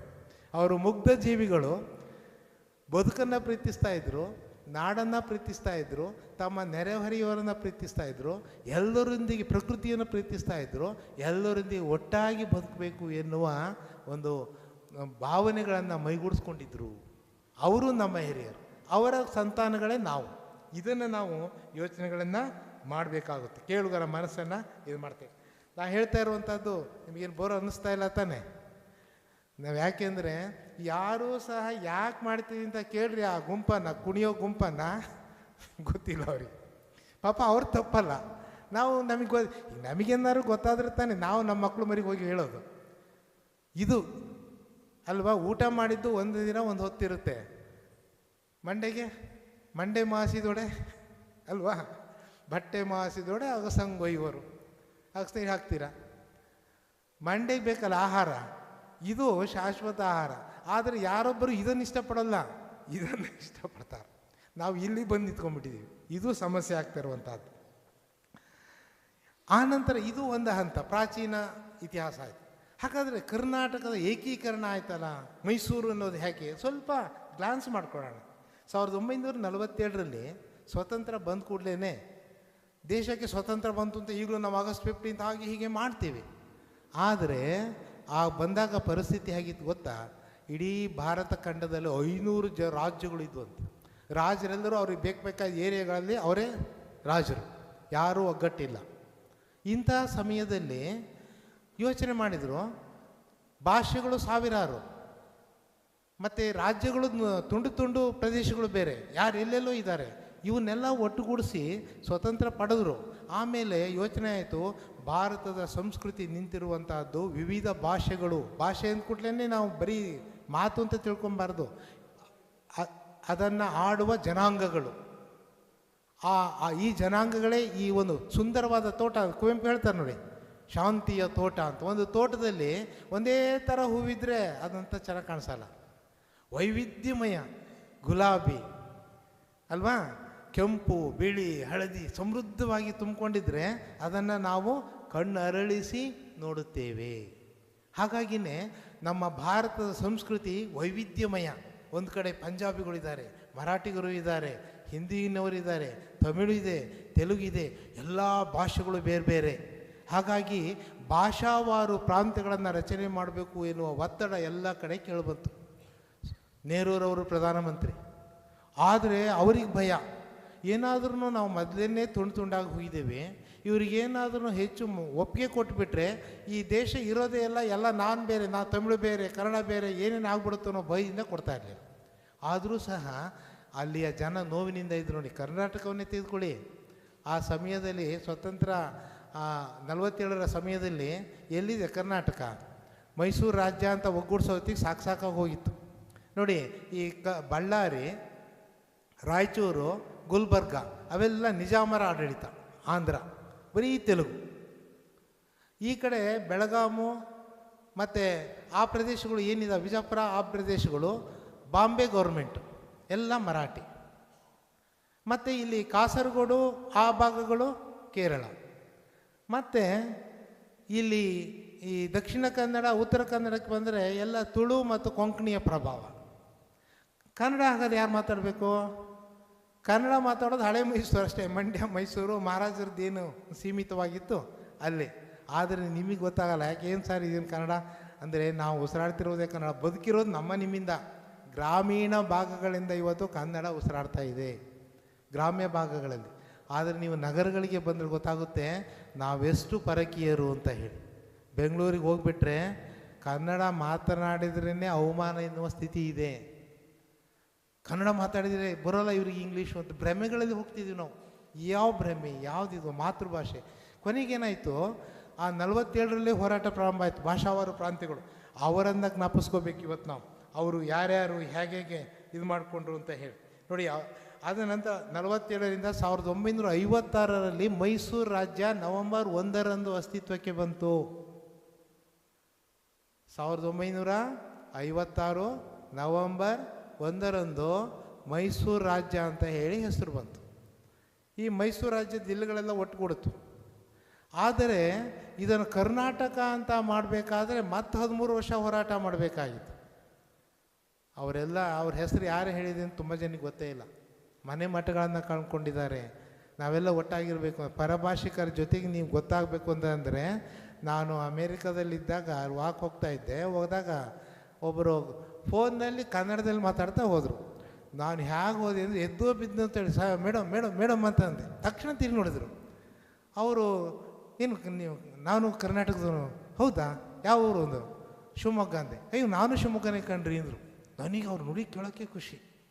ಯಾರು ಅಂದರೆ ಭೂಪಾಳಂ ಚಂದ್ರಶೇಖರವರ ಮೊಮ್ಮಗಳು ಅವರು. ಅವ್ರು 72ರಲ್ಲೇ ಸೆಟ್ಲಾಗಿದ್ದಾರೆ. ಬೇರೆ ಕಡೆ ಹೋದಾಗ ನಮ್ಮ ಭಾಷೆಯ ಮಹತ್ವ ಗೊತ್ತಾಗುತ್ತೆ. ಯಾರು ರಾಯಚೂರಿನವ್ರು ಸಿಕ್ಕಲಿ, ನೀವೇನೋ ಬಾಂಬೆನಲ್ಲಿದ್ದ ಸಿಕ್ಕರು ಅಂದರೆ ಅವ್ರನ್ನ ಏನು ಎಷ್ಟು ದಿವಸ ಫ್ರೆಂಡ್ಸನ್ನಾಗಿ ಮಾತಾಡಿಸ್ತೀರ. ಆ ಒಂದು ಸೆಳೆತ ಹೊರಗಡೆ ಇದ್ದಾಗ ಗೊತ್ತಾಗುತ್ತೆ, ನಾವಿದ್ದಾಗ ಗೊತ್ತಾಗಲ್ಲ ಅದು ನೋಡಿ. ಸೊ ಆಗ ಇವ್ರನ್ನೆಲ್ಲ 1973ರವರೆಗೆ ಹೋರಾಟ ಆಯಿತು. ಆ ಹೋರಾಟದಲ್ಲಿ ಎಷ್ಟು ಜನ ಮಡಿದ್ರು, ಎಷ್ಟು ಜನ ಮನೆ ಮಠಗಳನ್ನು ಕಾಕೊಂಡ್ರು. ಒಂದು ಏನಾದ್ರು ಬದಲಾವಣೆ ತರಬೇಕು ಅಂದರೆ ಎಷ್ಟು ಸ್ಟ್ರೈಕ್ ಮಾಡಬೇಕು ಇವಾಗ ಗೌರ್ಮೆಂಟ್ನಲ್ಲಿ. ಸುಮ್ಮನೆ ಕೊಡೋದಿಲ್ಲ ಅವರು. ಹೊಡೆದಾಟ ಮಾಡಬೇಕು, ಲಾಕೌಟ್ ಆಗುತ್ತೆ, ಲಾಠಿ ಚಾರ್ಜ್ ಆಗುತ್ತೆ, ಗೋಲಿಬಾರ್ ಆಗುತ್ತೆ, ಇವೆಲ್ಲವೂ ಆಗಿದಾವೆ. ಒಂದು ದೀಪ, ಈಗ ನಾನು ದೀಪ ನೋಡ್ತಾ ಇದ್ದಾಗ ಒಂದು ಕತೆ ನೆನಪಾಯ್ತು. ದೀಪ ಹೇಳಿದ ಕತೆ. ಆ ದೀಪದಲ್ಲಿ ನಾವು ಆ ಹಣತೆ ಇದೆಯಲ್ಲ, ಕುಂಬಾರ ಮಾಡಿದ ಹಣತೆ. ಕುಂಬಾರ ಮಾಡಿದ ಹಣತೆಯಲ್ಲಿ ಗಾಣಿಗನು ತಯಾರಿಸಿದ ಎಣ್ಣೆಯನ್ನು ಹಾಕ್ತೀವಿ. ರೈತನು ಬೆಳೆದ ಹತ್ತಿಯ ಬದ್ದಿಗೆ ಜ್ಯೋತಿಯನ್ನು ಮುಟ್ಟಿಸಿದಾಗ ಕುಲವೆಲ್ಲಿಯದು, ಯಾವ ಜಾತಿ, ಎಲ್ಲವೂ ಅಲ್ಲಿ ಸೇರಿದೆ ಅಲ್ವಾ? ಈ ಬೆಳಕು ಎನ್ನುವುದು ಪರಮಾತ್ಮನ ಪ್ರತ್ಯಕ್ಷ ದರ್ಶನ. ಸೂರ್ಯನ ಬೆಳಕು ಬಂದರೆ ಸಾಕು ಇಡೀ ಭೂಮಂಡಲ ತೆರೆಕೊಳ್ಳುತ್ತೆ. ಸಕಲ ಜೀವರಾಶಿಗಳು ಸೂರ್ಯನನ್ನೇ ಆರಾಧಿಸ್ತಾವೆ. ಯಾಕೆಂದ್ರೆ ಅವನು ಬಂದ್ರೇ ಶಕ್ತಿ ಅಲ್ವಾ? ಸೂರ್ಯನಿಗೆ ಎಲ್ಲಿಯ ಜಾತಿ, ಬಡವ, ಬಲ್ಲಿದ, ಉಚ್ಚ, ನೀಚ ಯಾವುದು ಸಹ ಇಲ್ಲ. ಆದರೆ ಆವಾಗ ಅದು ಹೇಳುತ್ತೆ, ನಾವು ಬೆಳಕನ್ನು ಮಾತ್ರ ಹೊಗಳ್ತೀವಿ, ಹಣತೆಯನ್ನು, ಆ ಬೆಳಕಿಗೆ ಆಶ್ರಯ ನೀಡಿದ ಹಣತೆಯನ್ನು ಯಾರೂ ನೋಡುವುದಿಲ್ಲ. ಆ ಬೆಳಕನ್ನು ನೀಡಲು ತನ್ನ ಮೈಯನ್ನು ತಾನೇ ಸುಟ್ಟುಕೊಂಡು ಹೋಗಿರುವಂತಹ ಬತ್ತಿಯ ತ್ಯಾಗವನ್ನು ಯಾರೂ ಗಮನಿಸುವುದಿಲ್ಲ. ಆ ಒಂದು ಬೆಳಕಿಗೆ ಆಶ್ರಯವನ್ನು ಆ ಎಣ್ಣೆ ತನ್ನನ್ನು ಇಲ್ದಂಗೆ ಮಾಡ್ಕೊಂಡ್ಬಿಡುತ್ತೆ. ಅದನ್ನ ಯಾರೂ ಆ ತ್ಯಾಗವನ್ನು ಮರೆಯೋದಿಲ್ಲ ನಾವು. ಆದರೆ ಬೆಳಕನ್ನು ಮಾತ್ರ ನಾವು ಹೊಗಳುತ್ತೇವೆ. ಹೀಗೆಯೇ ನಮಗಾಗಿ ದುಡಿದು ಮಡಿದ ಜನರನ್ನು ಜ್ಞಾಪಿಸಿಕೊಳ್ಳುವುದೇ ಇಲ್ಲ. ನಾವೆಂತಹ ಕೃತಜ್ಞರು, ಕೃತಜ್ಞತೆ ಅಲ್ಲ ಕೃತಜ್ಞರು, ಉಪಕಾರ ಸ್ಮರಣೆ ಇಲ್ಲದವರು. ಈ ದಿನ ಅವರನ್ನು ನೆನೆಸ್ಕೊಬೇಕು ನಾವು. ಇದು ಕನ್ನಡಿಗರ ರಾಜ್ಯೋತ್ಸವವನ್ನು ನಮ್ಮ ಹಿಂದಿನ ಜನರು ನಮಗಾಗಿ ತ್ಯಾಗ ಮಾಡಿ ಮನೆ ಮಠಗಳನ್ನು ಕಳೆದುಕೊಂಡಂಥವ್ರು ಇದ್ದಾರೆ, ಅವರನ್ನು ಸ್ವಲ್ಪನಾದರೂ ನಾವು ಜ್ಞಾಪಿಸ್ಕೊಳ್ಬೇಕು. ಅದರಲ್ಲಿ ಬಹುಮುಖ್ಯವಾಗಿ ನೋಡಿ, ಆ ಒಂದು ಪಟ್ಟಿ ಬರುತ್ತೆ. ಆಲೂರು ವೆಂಕಟರಾಯರು ಆಗಿನ ಕಾಲದಲ್ಲಿನೇ ಧಾರವಾಡದಲ್ಲಿ ಕರ್ನಾಟಕ ವಿದ್ಯಾವರ್ಧಕ ಸಂಘವನ್ನು 1890ರಲ್ಲಿ ಸ್ಥಾಪನೆ ಮಾಡಿದರು. ಆ ಸಂಘದ ಮೂಲಕ ಎಲ್ಲ ಕನ್ನಡಿಗರನ್ನು ಒಟ್ಟುಗೂಡಿಸಿದ್ರು, ಸಾಹಿತ್ಯ ರಚನೆ ಮಾಡಿ. ಯಾಕೆಂದರೆ ಕೇಂದ್ರಕ್ಕೆ ಒತ್ತಡ ತರಬೇಕಾಗಿತ್ತು. ನಮಗೆ ನಮ್ಮದು ನಮ್ಮ ಪ್ರದೇಶ ಇದು ಅಂತ ಗುರುತಿಸ್ಬೇಕು ಅಂತ ಅಂದರೆ ನಮ್ಮ ಸಾಹಿತ್ಯದ ಆಧಾರಗಳನ್ನು ಕೊಡಬೇಕು, ಶಾಸನಗಳ ಆಧಾರಗಳನ್ನು ಕೊಡಬೇಕು, ನಾವ್ಯಾರು ಅಂತ ಪ್ರೂವ್ ಮಾಡಬೇಕು. ಇದು ಫಜೀತಿ, ನಾವ್ಯಾರು ಅಂತ ಪ್ರೂವ್ ಮಾಡಬೇಕು. ಹಾಗಾಗಿತ್ತು. ಅಂತಹ ಸ್ಥಿತಿನಲ್ಲಿ ಆಲೂರು ವೆಂಕಟರಾಯರು ಕನ್ನಡದ ಕುಲಪುರೋಹಿತ ಅಂತ ಇರುತ್ತೆ. ಅದರಲ್ಲಿ ಶಿವಮೊಗ್ಗದಲ್ಲಿ ಕರ್ನಾಟಕ ಸಂಘ ಇದೆ ನೋಡಿ, ಅದು ಸಹ ಆ ಸಮಯದಲ್ಲೇ ಸ್ಥಾಪನೆಯಾಗಿದ್ದಿದೆ ಉದ್ದೇಶಕ್ಕೆ. ಅದೇ ರೀತಿ ಬೆಂಗಳೂರಿನಲ್ಲಿ ಕನ್ನಡ ಸಾಹಿತ್ಯ ಪರಿಷತ್ತು ಸ್ಥಾಪನೆ ಆಯಿತು. ಅಲ್ಲಿ ಕನ್ನಡಿಗರೆಲ್ಲ ಒಟ್ಟು ಸೇರಿಕೊಂಡು ಅದು ಮಾಡಿಕೊಂಡ್ರು. ಆಮೇಲೆ ಕಾಸರಗೋಡಿನಲ್ಲಿ ಕರ್ನಾಟಕ ಕಾವಲು ಸಮಿತಿ ಅಂತ ಹೇಳಿ ಇನ್ನೊಂದು ಸಂಸ್ಥೆ ಪ್ರಾರಂಭ ಆಯಿತು. ಇವರೆಲ್ಲ 4 ಜನ ಒಟ್ಟು ಹೀಗೇ ಗೋಷ್ಠಿಗಳನ್ನು ಕೂಡ್ಕೊಳ್ಳೋದು. ನಮ್ಮ ಸ್ಥಿತಿ, ನಮ್ಮ ಕತೆ ಏನು, ನಾವೆಲ್ಲ ಒಟ್ಟಾಗಿ ಹೋದರೆ ಚಿಂದಿಯಾಗಿ ಹೋಗ್ತೀವಿ, ನಮ್ಮನ್ನು ಮಾತಾಡಿಸೋರೇ ಇಲ್ಲ ಅನ್ನುವ ಭಾವನೆಗಳಿಂದ ಅವ್ರು ನೋಡಿ ಕನ್ನಡ ಸಾಹಿತ್ಯದ ಅಧ್ಯಕ್ಷರಾಗಿದ್ದರು ಕಯ್ಯಾರ ಕೆ ಎಣ್ಣರೈ, ಕಾಸರಗೋಡಿನವರು. ಅವರು ಹೇಳ್ತಿದ್ದಾರೆ, ಕವನಗಳನ್ನು ಬರೆದು ಉದ್ವೇಗ, ನೋವು ತೋಡ್ಕೊಳ್ತಿದ್ದಾರೆ. ಬೆಂಕಿ ಬಿದ್ದಿದೆ ಮನೆಗೆ ಓ ಬೇಗ ಬನ್ನಿ, ಬೆಂಕಿ ಬಿದ್ದಿದೆ ಮನೆಗೆ ಓ ಬೇಗ ಬನ್ನಿ. ಅವರ ಆ ಕವನವನ್ನು ನೀವು ನೋಡ್ತಾ ಹೋದರೆ, ಕನ್ನಡದ ನಾಡಿನ ಓ ಬೇಗ ಬನ್ನಿ, ಎಲ್ಲರೂ ಎದ್ದೆದ್ದು ಓಡಿ ಬನ್ನಿ, ಕನ್ನಡದ ಕನ್ನಡದ ಗುಡಿಕಾಯೆ, ಕನ್ನಡದ ನುಡಿಕಾಯೆ, ಕನ್ನಡದ ಗಡಿಕಾಯೆ, ಕಾಯದಿದ್ದರೆ ಸಾಯೆ. ಅವ್ರಿಗೆ ಎಷ್ಟು ಯಾತನೆ ಆಗಿದೆ ಅಂದರೆ, ಕಾಸರಗೋಡಿನಲ್ಲಿ ನಾವು ಹೊರಗಡೆ ಇದ್ದಾಗ ಗೊತ್ತಾಗುತ್ತೆ ಇದ್ರ ಹಣೆ ಬಾರ ಏನು ಅಂತ. ನಾವೆಲ್ಲ ಇಲ್ಲೇ ಇದ್ದೇವೆ, ನಾವೇ ಕಚ್ಚಾಡ್ಕೊಂಡು ಜಗಳ ಆಡ್ತೀವಿ. ಅದಕ್ಕಾಗಿಯೇ ಕುವೆಂಪುರವರು ಸತ್ತಂತಿಯರನ್ನು ಬಡಿದೆಬ್ಬಿಸು ಅಂತ ಹೇಳಿ ಕವನವನ್ನು ಬರೆದಿತ್ತು. ನೀವು ಹೀಗೆ ಇದ್ದರೆ ಸತ್ಯ ಹೋಗ್ಬಿಡ್ತೀರ, ನಿಮ್ಮನ್ನು ಯಾರೂ ಗಮನಿಸೋಲ್ಲ. ಕಾಂಪಿಟೇಷನ್, ಯಾಕೆಂದರೆ ನಮ್ಮ ದೇಶದಲ್ಲಿ ನಮ್ಮದೊಂದೇ ರಾಜ್ಯ ಇದೆಯಾ, ಎಲ್ಲರೂ ಅವ್ರವ್ರಿಗಾಗಿ ಹೋರಾಡ್ತಿದ್ದಾರೆ ಅಂತ ಹೇಳಿ ಈ ಸಾಹಿತ್ಯದ ರಚನೆಗಳು ಆಗ್ತಾ ಹೋಯಿತು. ಸೊ ಹಾಗಾಗಿ ಹೋರಾಟಗಳು ಪ್ರಾರಂಭ ಆಯಿತು. ಅದೇ ರೀತಿ ಈ ಹೋರಾಡಿದ ಆ ನಂತರ ನೋಡಿ ಮೈಸೂರಿನ ಆಯಿತು, ಅಖಂಡ ಕರ್ನಾಟಕ ಅಂತ ಹೆಸರು ತರಬೇಕು ಅನ್ನೋದಕ್ಕೆ ಮತ್ತೆ ಹೋರಾಟ ಸ್ಟಾರ್ಟ್ ಆಯಿತು. ಮೈಸೂರು ರಾಜರು ಮೊದಲು ಒಪ್ಪಲಿಲ್ಲ, ಸರ್ಕಾರಗಳು ಅದಕ್ಕೆ ಒಪ್ಪಿಗೆ ಕೊಡ್ತಾ ಇರಲಿಲ್ಲ. ಆಗ ಅಖಂಡ ಕರ್ನಾಟಕ ಮತ್ತೆ ನಾವು ಹೋರಾಟ ಮಾಡಬೇಕಾಗಿ ಎಲ್ಲಿ ಬೇಕಲ್ಲಿ ಚಳುವಳಿಗಳು ನಡೀತು.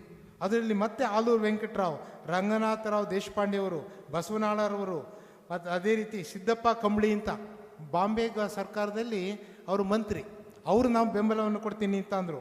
ಗುದ್ಲಪ್ಪ ಹುಕ್ಕೇರಿ ಹಾಗೂ ಶ್ರೀನಿವಾಸರಾವ್ ಮಂಗಳವಾಡ, ಸರ್ ಎಂ ವಿಶ್ವೇಶ್ವರಯ್ಯ, ಇವರಿಗೆಲ್ಲರಿಗೂ ಏನಾದರೂ ಮಾಡಿ ಈ ಭಾಷಾವಾರು ಪ್ರಾಂತ್ಯದ ರಚನೆಗೆ ಹೆಸರು ಬದಲಾಯಿಸೋದಕ್ಕೆ ನೀವು ಸಹಾಯ ಮಾಡಿ ಅಂತೇಳಿ ಅವರ ನೇತೃತ್ವವನ್ನು ಕೊಟ್ಟರು. ಆ ನಂತರ ಅದರ ಪರಿಣಾಮವಾಗಿ ಮೈಸೂರು ಭಾಷಾವಾರು ಪ್ರಾಂತ್ಯಗಳ ರಚನೆ ಆಯಿತು. ಅದರಲ್ಲೂ ಆಂಧ್ರದಲ್ಲಿ 1953ರಲ್ಲಿ ಅಕ್ಟೋಬರ್ 1ರಂದು ಆಂಧ್ರ ಪ್ರದೇಶದ ರಚನೆಗಾಗಿ ನೋಡಿ ಉಪವಾಸ ಕೂತಂತಹ ಅಮರಾಂತ ಉಪವಾಸವನ್ನು ಕೂತ್ಕೊಂಡ್ರವರು ರಾಮುಲು ಅಂತ, ಪೊಟ್ಟಿ ರಾಮುಲು ಅಂತ, ಅವ್ರು ಹಾಗೆ ಸತ್ಯ ಹೋಗ್ಬಿಟ್ರು. ಉಪವಾಸ ಕೂತು ಸತ್ತು ಹೋದ ಕೂಡಲೇ ಇಡೀ ಆಂಧ್ರ ದೊಡ್ಡ ಭುಗಿಲೆದ್ದು ಹೋಯ್ತು. ತೆಲುಗು ದೇಶದವರೆಲ್ಲ ಭಯಂಕರವಾದ ಗಲಾಟೆಗಳು ಸ್ಟಾರ್ಟ್ ಆಯಿತು ದೇಶದಾದ್ಯಂತ. ಆ ರಾಜ್ಯದಲ್ಲಿ ಕಾಲಿಡೋದಕ್ಕೆ ಕಷ್ಟ ಆಗೋಯ್ತು. ಆಗ ಸರ್ಕಾರ ಎಚ್ಚೆತ್ಕೊಂಡು ಇಲ್ಲ ನಾವು ಭಾಷಾವಾರ ಪ್ರಾಂತ್ಯ ಮಾಡ್ತೀವಿ. ಅದೇ ವೇಳೆಗೆ ಕರ್ನಾಟಕದಲ್ಲಿ ಈ ಕಾಂಗ್ರೆಸ್ ಸರ್ಕಾರ ಇತ್ತಲ್ಲ, ಇವರು ಒಪ್ಪಿಗೆ ಕೊಡ್ತಾರೆ. ನಿಜಲಿಂಗಪ್ಪನವರು ಅವರೆಲ್ಲ ಕೆಂಗಲ್ ಹನುಮಂತಯ್ಯ ನೇತೃತ್ವ, ಅವರು ಇನ್ನೂ ಒಪ್ಪಿಗೆ ಕೊಡ್ತಿಲ್ಲ. ಯಾಕೆ ಕೊಡ್ತಿಲ್ಲ ಅಂದರೆ ಸೆಂಟ್ರಲ್ನಿಂದ ಆರ್ಡರ್ ಬರಬೇಕು, ನೆಹರೂರವರು ಒಪ್ಪಬೇಕು, ಅಲ್ಲಿ ಒಪ್ಪಿಸ್ಬೇಕು. ಆದರೆ ಆಗ್ತಾಯಿಲ್ಲ. ಆಗ ಶಂಕರೇಗೌಡರು 23 ದಿನ ಉಪವಾಸ ಕೂತರು. ಅಖಂಡ ಕರ್ನಾಟಕದ ಹೆಸರು ಬದಲಾವಣೆ ಆಗದೆ ನಾನು ಸತ್ಯ ಹೋಗ್ತೀನಿ ಅಂತ ಹೇಳಿ. ಆಗ ಸಿದ್ದಪ್ಪ ಗುದ್ಲೇರಿ ಅಂತ ಅನ್ನೋರು ರಿಸೈನ್ ಮಾಡಿಬಿಟ್ರು. ಪ್ರಜಾಪ್ರತಿನಿಧಿ ಸಭೆ ಅಂತ ಆಯ್ಕೆ ಆಗ್ತಿತ್ತು, ಅವೆಲ್ಲ ಕಾಂಗ್ರೆಸ್ನವರೇ ಬರ್ತಿದ್ದು, ಎಲ್ಲ ಕಡೆಯಿಂದ ಕಾಂಗ್ರೆಸ್ಸೇ. ಇವರು ಆಯ್ಕೆ ಆದರು, ಅವರು ರಾಜೀನಾಮೆ ಕೊಟ್ಬಿಟ್ರು, ನಾನು ಕಾಂಗ್ರೆಸ್ಸಿಗೆ ಬರೋದಿಲ್ಲ ಹೋಗಿ ಅಂತ. ಆಮೇಲೆ ಸ್ವತಂತ್ರ ಹೋರಾಟಗಾರ ಒಂದು ಒಕ್ಕೂಟವನ್ನು ರಚಿಸ್ಕೊಂಡು 1953ರಲ್ಲಿ ಆ ಎಲೆಕ್ಷನ್ ನಿಂತ್ಕೊಂಡ್ರು. ಮ್ಯಾಕ್ಸಿಮಮ್ ಎಲೆಕ್ಟ್ ಆದವರೇ ಈ ಹೋರಾಟಗಾರರು. ಆವಾಗ ಇವರೆಲ್ಲ ಸೇರಿಕೊಂಡು 25,000 ಜನ ಹುಬ್ಬಳ್ಳಿನಲ್ಲಿ ನಡೀತಿದ್ದಂತಹ ಕಾಂಗ್ರೆಸ್ಸಿನ ಒಂದು ಕಾರ್ಯಕಾರಿಣಿ ಸಭೆಯಲ್ಲಿ ಮುತ್ತಿಗೆ ಹಾಕಿಬಿಟ್ರು. ಭಯಂಕರ ಲಾಠಿ ಏಟು, ಗೋಲಿಬಾರು, ಹೊಡೆದಾಟಗಳು, ಒಬ್ಬ ಮಿನಿಸ್ಟರ್ ಕಾರ್ಯ ಸುಟ್ಟು ಹಾಕ್ಬಿಡ್ತಾರೆ, ನಿಜಲಿಂಗಪ್ಪನ ಹಿಡ್ಕೊಂಡು ಹೊಡಿತಾರೆ. ನೋಡಿ, ಈ ಹಿಂಸೆಗಳು ಯಾರಿವೆ? ನಾವಿವತ್ತು ಸುಖವಾಗಿದ್ದೇವೆ ಅಲ್ವಾ? ನಾವು ಕನ್ನಡಿಗಂತ ನಮ್ಮನ್ನು ಯೋಚನೆ ಮಾಡ್ತೀವಿ. ಇವರೆಲ್ಲರೂ ಸಹ ಅಪಾರವಾಗಿ ನೋವನ್ನು ಅನುಭವಿಸಿದರು. ಆಗ ಸರ್ಕಾರಕ್ಕೆ ಎಚ್ಚರ ಆಯಿತು, ಇದು ತಪ್ಪ, ಕೊಡದೆ ಹೋದರೆ ನಮ್ಗೆ ಕತೆ ಉಳಿಯೋಲ್ಲ, ನಮ್ಮ ಪಕ್ಷನೂ ಉಳಿಯೋಲ್ಲ ಅಂತ ಹೇಳಿ ಕೊನೆಗೆ 1973 ನವೆಂಬರ್ 1ರಂದು ಡಿ ದೇವರಾಜ ಅರಸರವರು ಈ ಒಂದು ಪ್ರದೇಶಕ್ಕೆ ಮೈಸೂರಿಗೆ ಬದಲಾಗಿ ಕರ್ನಾಟಕ ಎಂದು ನಾಮಕರಣ ಮಾಡಿದರು. ಅಖಂಡ ಕರ್ನಾಟಕ. ನವೆಂಬರ್ 1 ಯಾಕೆ ಮಾಡಿದರು ಅಂದರೆ ಹೇಳಿದ್ನಲ್ಲ, 1956ರಲ್ಲಿ ಮೈಸೂರು ರಾಜ್ಯ ಭಾಷಾವಾರು ಪ್ರಾಂತ್ಯ ರಚನೆಯಾದ ದಿನ. ಅದರ ನೆನಪಿಗಾಗಿಯೇ ಅದೇ ದಿನದಲ್ಲಿ 73 ನವೆಂಬರ್ 1ರಂದು ಕನ್ನಡ ರಾಜ್ಯೋತ್ಸವವನ್ನು ಆಚರಿಸೋಣ ಅಂತ ಹೇಳಿ ಅದು ಯೋಚನೆ ಬಂತು. ಈಗ ನೋಡಿ, ಕನ್ನಡದ ಸಂಸ್ಕೃತಿ ಇವೆಲ್ಲ ಸರಿ ಆಯಿತು. ಆಮೇಲೆ ಕುವೆಂಪುರವರು ಎಲ್ಲರೂ ಅದ್ಭುತ ಕಾವ್ಯಗಳು, ನೀವು ಹಾಡು ಹೇಳ್ತೀರಿ, ಎಷ್ಟೊಂದು ಹಾಡುಗಳಿವೆ. ಅವರೆಲ್ಲ ಸಪೋರ್ಟ್, ಜನರನ್ನು ಎಚ್ಚರಿಸ್ಬೇಕಲ್ಲ. ಬಾರಿಸು ಕನ್ನಡ ಎಂಡಿಮವ ಇವೆಲ್ಲ ಬರೆದಿದ್ದು ಅದೇ ಉದ್ದೇಶಕ್ಕೆ. ಉದಯವಾಗಲಿ ನಮ್ಮ ಚೆಲುವ ಕನ್ನಡ ನಾಡು, ಕಾರ್ನಾಡ್ ಸದಾಶಿವರಾವ್ ಎಲ್ಲರೂ ಸಾಹಿತ್ಯ, ವಿಪುಲವಾದ ಸಾಹಿತ್ಯ ರಚನೆ ಮಾಡಿದರು, ಹೋರಾಟಗಳನ್ನು ಮಾಡಿದರು. ಅವರು ಮನೆ ಮಠಗಳಂತರು ವೈವಿಧ್ಯಮಯ ಹೋರಾಟಗಳು. ಅದರ ಪರಿಣಾಮ ಇವತ್ತು ನಾವು ಕನ್ನಡಿಗರಾಗಿ ಹೆಮ್ಮೆಯಿಂದ ಆರಾಮಾಗಿ ಕೂತ್ಕೊಂಡಿದ್ದೀವಿ. ಈ ಆರಾಮಾಗಿ ಕೂತ್ಕೊಂಡಿರೋದೇ ದೊಡ್ಡ ಸಮಸ್ಯೆ ಆಗಿರೋದು ನಮಗೆ. ಮುಂದೆ ಏನಾಗ್ತಾಯಿದೆ ಅಂತ ಸ್ವಲ್ಪ ನಿಮ್ಮ ಗಮನ ಸೆಳಿತೀನಿ. ಬೋರ್ ಆಗ್ತಾಯಿಲ್ಲ ತಾನೆ? ಇದು ನಾವು ಕೇಳದೇ ಬೇಕಾದ್ದು. ನಾವು ಕೇಳಿದ್ರೆ ಇನ್ಯಾರು ಕೇಳಬೇಕು ಅಲ್ವಾ? ನಮ್ಮ ಮಕ್ಕಳು ಮರಿಗೆ ಏನು ಹೇಳಬೇಕು ನಾವು? ಬರೀ ಊಟ ಮಾಡ್ಕೊಂಡು ತಿನ್ಕೊಂಡು ಏನೇನೋ ಮಾತಾಡ್ತಾ ಹೋಗೋದಲ್ಲ. ಇದು ಒಂದು ಜ್ಞಾನ ದಾಸೋಹವನ್ನು ನಾವು ಆರಾಧಿಸಬೇಕು, ಅರಗಿಸ್ಕೊಳ್ಬೇಕು. ಗುರುಗಳ ಆಸೆ ಅಷ್ಟೇ. ಕೆಲವೊಮ್ಮೆ ಅವರು ತುಂಬ ನೊಂದ್ಕೊಳ್ತಾ ಇದ್ರು, ನಾನು ಎಷ್ಟು ಕಷ್ಟಪಡ್ತಾ ಇದ್ದೀನಿ, ಇದಕ್ಕಾಗಿ ಎಷ್ಟೋ ಹೊತ್ತು ನನ್ನ ನಿರೀಕ್ಷೆಗಳು ಒಂದೂ ಆಗ್ತಾ ಇಲ್ವಲ್ಲ ಅಂತ ಹೇಳಿ ಅವರು ಮನನೊಂದು ಹೇಳಿದಾಗ ನಾವೆಲ್ಲ ತಲೆ ತಗ್ಗಿಸಿ ಕೂತ್ಕೊಳ್ತಾ ಇದ್ವಿ. ಆ ಶ್ರಮ, ಅವರ ಗುರಿ, ಅವರ ಆಲೋಚನೆ, ಎಂತಹ ಜನಾಂಗವನ್ನು ತಯಾರು ಮಾಡಬೇಕು ಅಂತ ಹೇಳಿ ಅವರು ಸುರಿಸಿರುವ ಶ್ರಮ ಎಷ್ಟಿದೆ ಅಲ್ವಾ? ಅದನ್ನು ನಾವು ಅರ್ಥ ಮಾಡ್ಕೊಳ್ಳದೆ ಹೋದರೆ, ಸುಮ್ಕೆ ಹೋದ್ವಿ ಅಂದರೆ ನಮ್ಮ ಕನ್ನಡಿಗರ ಸ್ಥಿತಿ ಇಂದು ಹೀನಾಯ ಆಗ್ತಾಯಿದೆ. ಮುಂದೆ ನೋಡಿ ಅದು ಏನಾಗುತ್ತೆ ಅಂತ. ಕನ್ನಡವನ್ನು ನೋಡಿ, ರಾಜವಂಶಗಳನ್ನು ನೋಡಿ, ಇವತ್ತು ಮಹಾರಾಷ್ಟ್ರ ಗಡಿ ವಿವಾದ ಇದೆ. ಬೆಳಗಾಮು ನಮಗೆ ಸೇರಬೇಕು ಅಂತ ಸೊಲ್ಲಾಪುರದ 40 ಹಳ್ಳಿಗಳು ಇನ್ನೂ ಕನ್ನಡಿಗರು ಇದ್ದಾರೆ, ಆದರೆ ನಾವು ಕೊಡೋದಿಲ್ಲ ಅಂತಿದ್ದಾರೆ ಅವರು. ಆದರೆ ಬಹುತೇಕ ಶಾಸನಗಳು, ಕನ್ನಡದ ಶಾಸನಗಳು ಸಿಕ್ಕಿರುವುದು ಮಹಾರಾಷ್ಟ್ರದಲ್ಲಿ. ರಾಷ್ಟ್ರಕೂಟರ ಕಾಲದಲ್ಲಿ ತಿಳ್ಕೊಳ್ಳಿ, ರಾಷ್ಟ್ರಕೂಟರ ಬಹುತೇಕ ಶಾಸನಗಳು ಕನ್ನಡಿಗರದ್ದು. ಮಹಾರಾಷ್ಟ್ರ ಕನ್ನಡಿಗರ ವಶದಲ್ಲಿತ್ತು ಎನ್ನುವುದಕ್ಕೆ ನಮಗೆ ಪುರಾವೆಗಳು ಇವೆ. ಕೈಲಾಸನಾಥ ಟೆಂಪಲ್ ಇವತ್ತು ಏನು ಹೇಳ್ತೀವಿ ವಿಶ್ವವಿಖ್ಯಾತ, ಅದು 1ನೇ ಕೃಷ್ಣನು ಕನ್ನಡಿಗ ಕಟ್ಟಿರುವಂತಹ ದೇವಾಲಯ. ಗುಹಾಂತರ ದೇವಾಲಯಗಳು ಎಲ್ಲವೂ ಕನ್ನಡಿಗದ್ದು. ಅದನ್ನು ಹೇಳೋದೇ ಇಲ್ಲ ಅವರು, ಇದು ನಮ್ಮದು ನಮ್ಮದು ಅಂತ ಹೇಳ್ತಾರೆ. ಆಮೇಲೆ ಬಾದಾಮಿ ಚಾಲುಕ್ಯರು ಇಡೀ ನಮ್ಮ ಎಷ್ಟು ವಿಸ್ತಾರ ಕವಿರಾಜ ಮಾರ್ಗದಲ್ಲಿ ಕನ್ನಡದ ವಿಸ್ತಾರವನ್ನು ಹೇಳ್ತಾರೆ ನೋಡಿ. ಕಾವೇರಿಯಿಂದ ಗೋದಾವರಿವರ ಮಿರ್ಪ ನಾಡದ ಕನ್ನಡದೋಳ್ ಭಾವಿಸದ ಜನಪದಂ ವಸುಧಾವಳಿಯೋಳ್ ವಿಷದ ವಿಷಯ ವಿಶೇಷಂ ಅಂತ ಹೇಳ್ತಾರೆ. ಮೊಟ್ಟ ಮೊದಲ ಕಾವ್ಯ ಅದು. ಅದರಲ್ಲಿ ಉಲ್ಲೇಖ ನಮ್ಮ ರಾಜ್ಯ ವಿಸ್ತಾರ ಎಷ್ಟಿತ್ತು, ಕಾವೇರಿಯಿಂದ ಗೋದಾವರಿ, ಮಹಾರಾಷ್ಟ್ರ ಆಂಧ್ರದ ಬಹುತೇಕ ಭಾಗಗಳು ಕನ್ನಡಿಗರ ಪ್ರದೇಶಗಳಾಗಿತ್ತು. ಬರ್ತಾ ಬರ್ತಾ ಬರ್ತಾ ಎಲ್ಲ ಕಳ್ಕೊಂಡ್ವಿ ನಾವು. ಗೋದಾವರಿ ವರ ಮಿರ್ಪ ನಾಡದ ಕನ್ನಡದೋಳು ಭಾವಿಸದ ಜನಪದಂ. ಜನಪದ ಅಂದರೆ ಒಂದು ರಾಜ್ಯ, ಒಂದು ವಿಭಾಗ, ಒಂದು ಚಕ್ರಾಧಿಪತಿ ಇರುವಂಥ ಪ್ರದೇಶ, ನಿರ್ದಿಷ್ಟ ಪ್ರದೇಶ. ಅದು ವಿಷದ ವಿಷಯಗಳು ಅಂತ ಕರಿತಾ ಇದ್ರು. ಪಂಗಡಗಳು, ರಾಜ್ಯಗಳನ್ನ ವಿಷಯಗಳು ಅಂತ ಆಗಿನ ಕಾಲದಲ್ಲಿ ಕರೀತಾ ಇದ್ರು.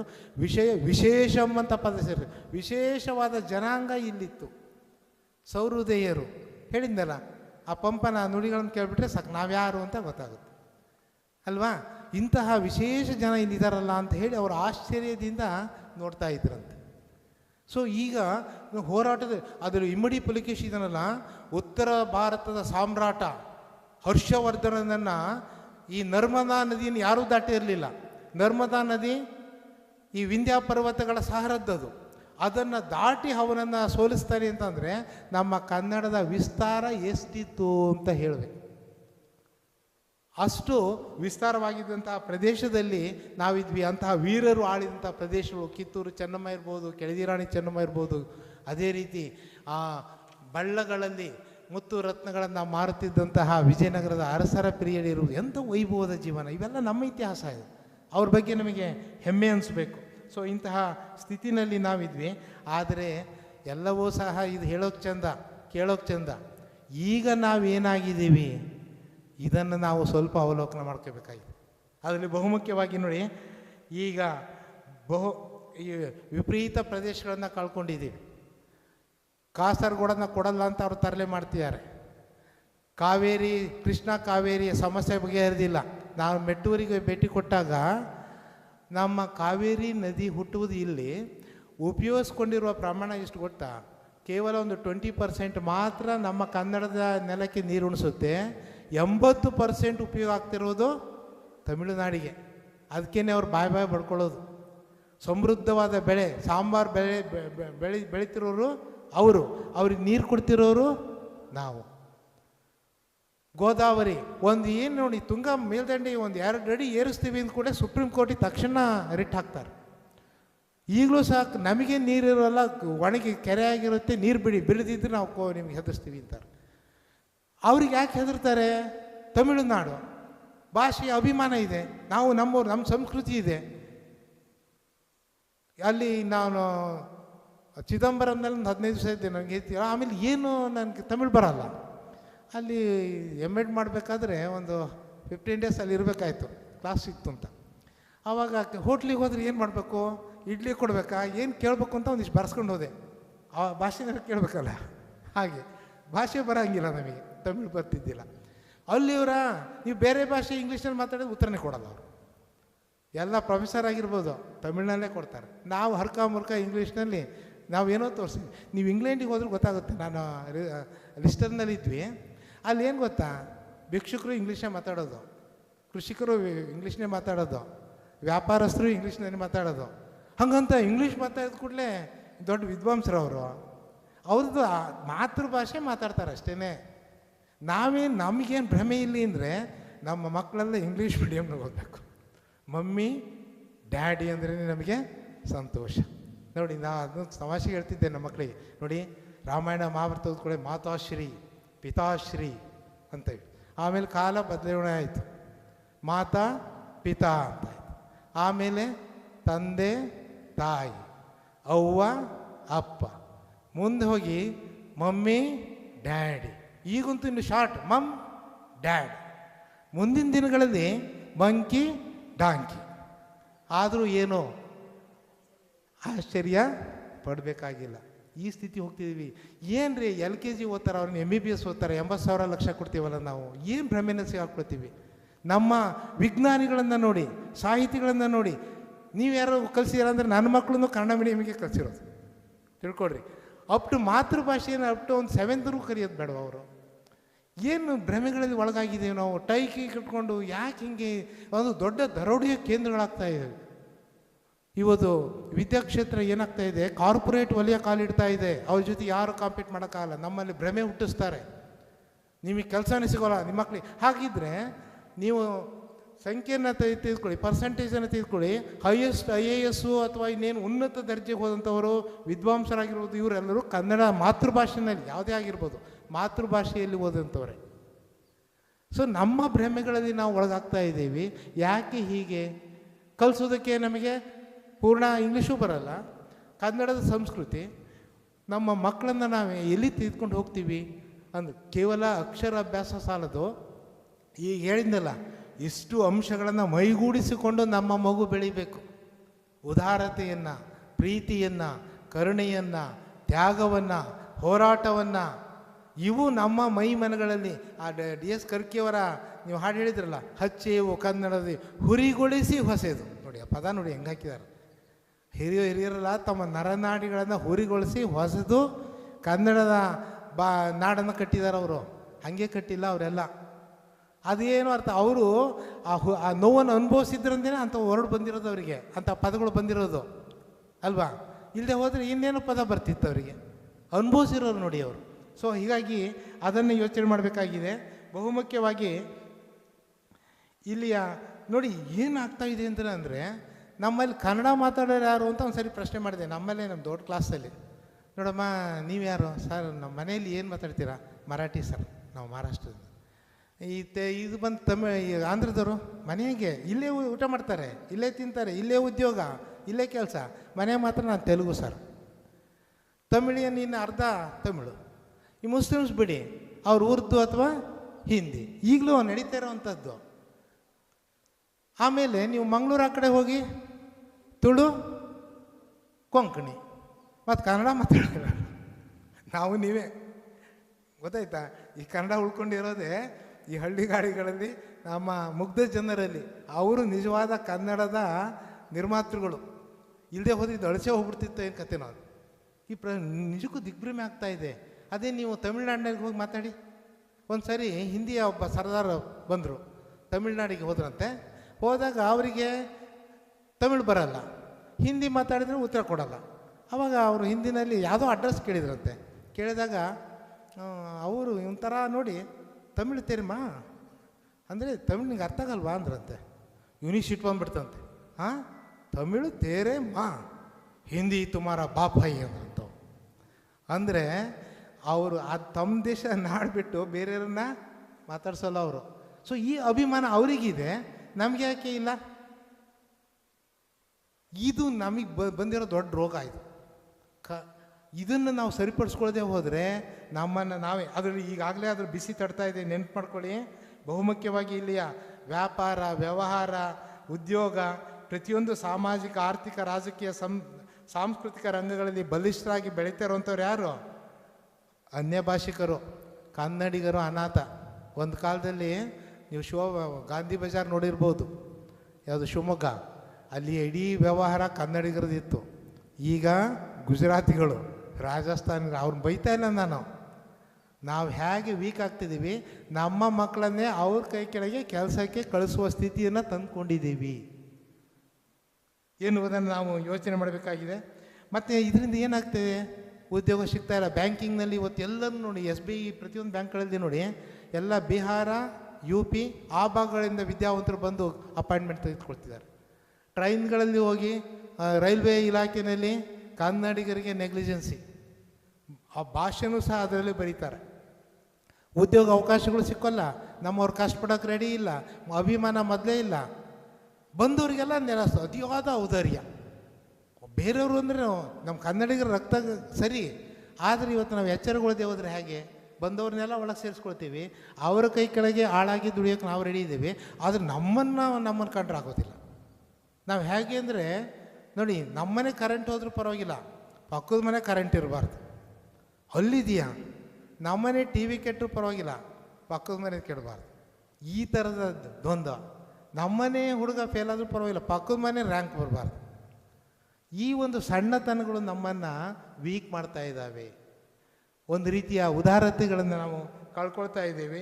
ಸೊ ಹಾಗಾಗಿ ಇವತ್ತು ಕಾರ್ಪೊರೇಟ್ ವಲಯಗಳಿದ್ದಾವೆ, ಜಾಗತೀಕರಣ ನಡೀತಾ ಇದೆ, ಕನ್ನಡದ ಮೇಲೆ ಆಕ್ರಮಣ ಆಗ್ತಾ ಇದೆ.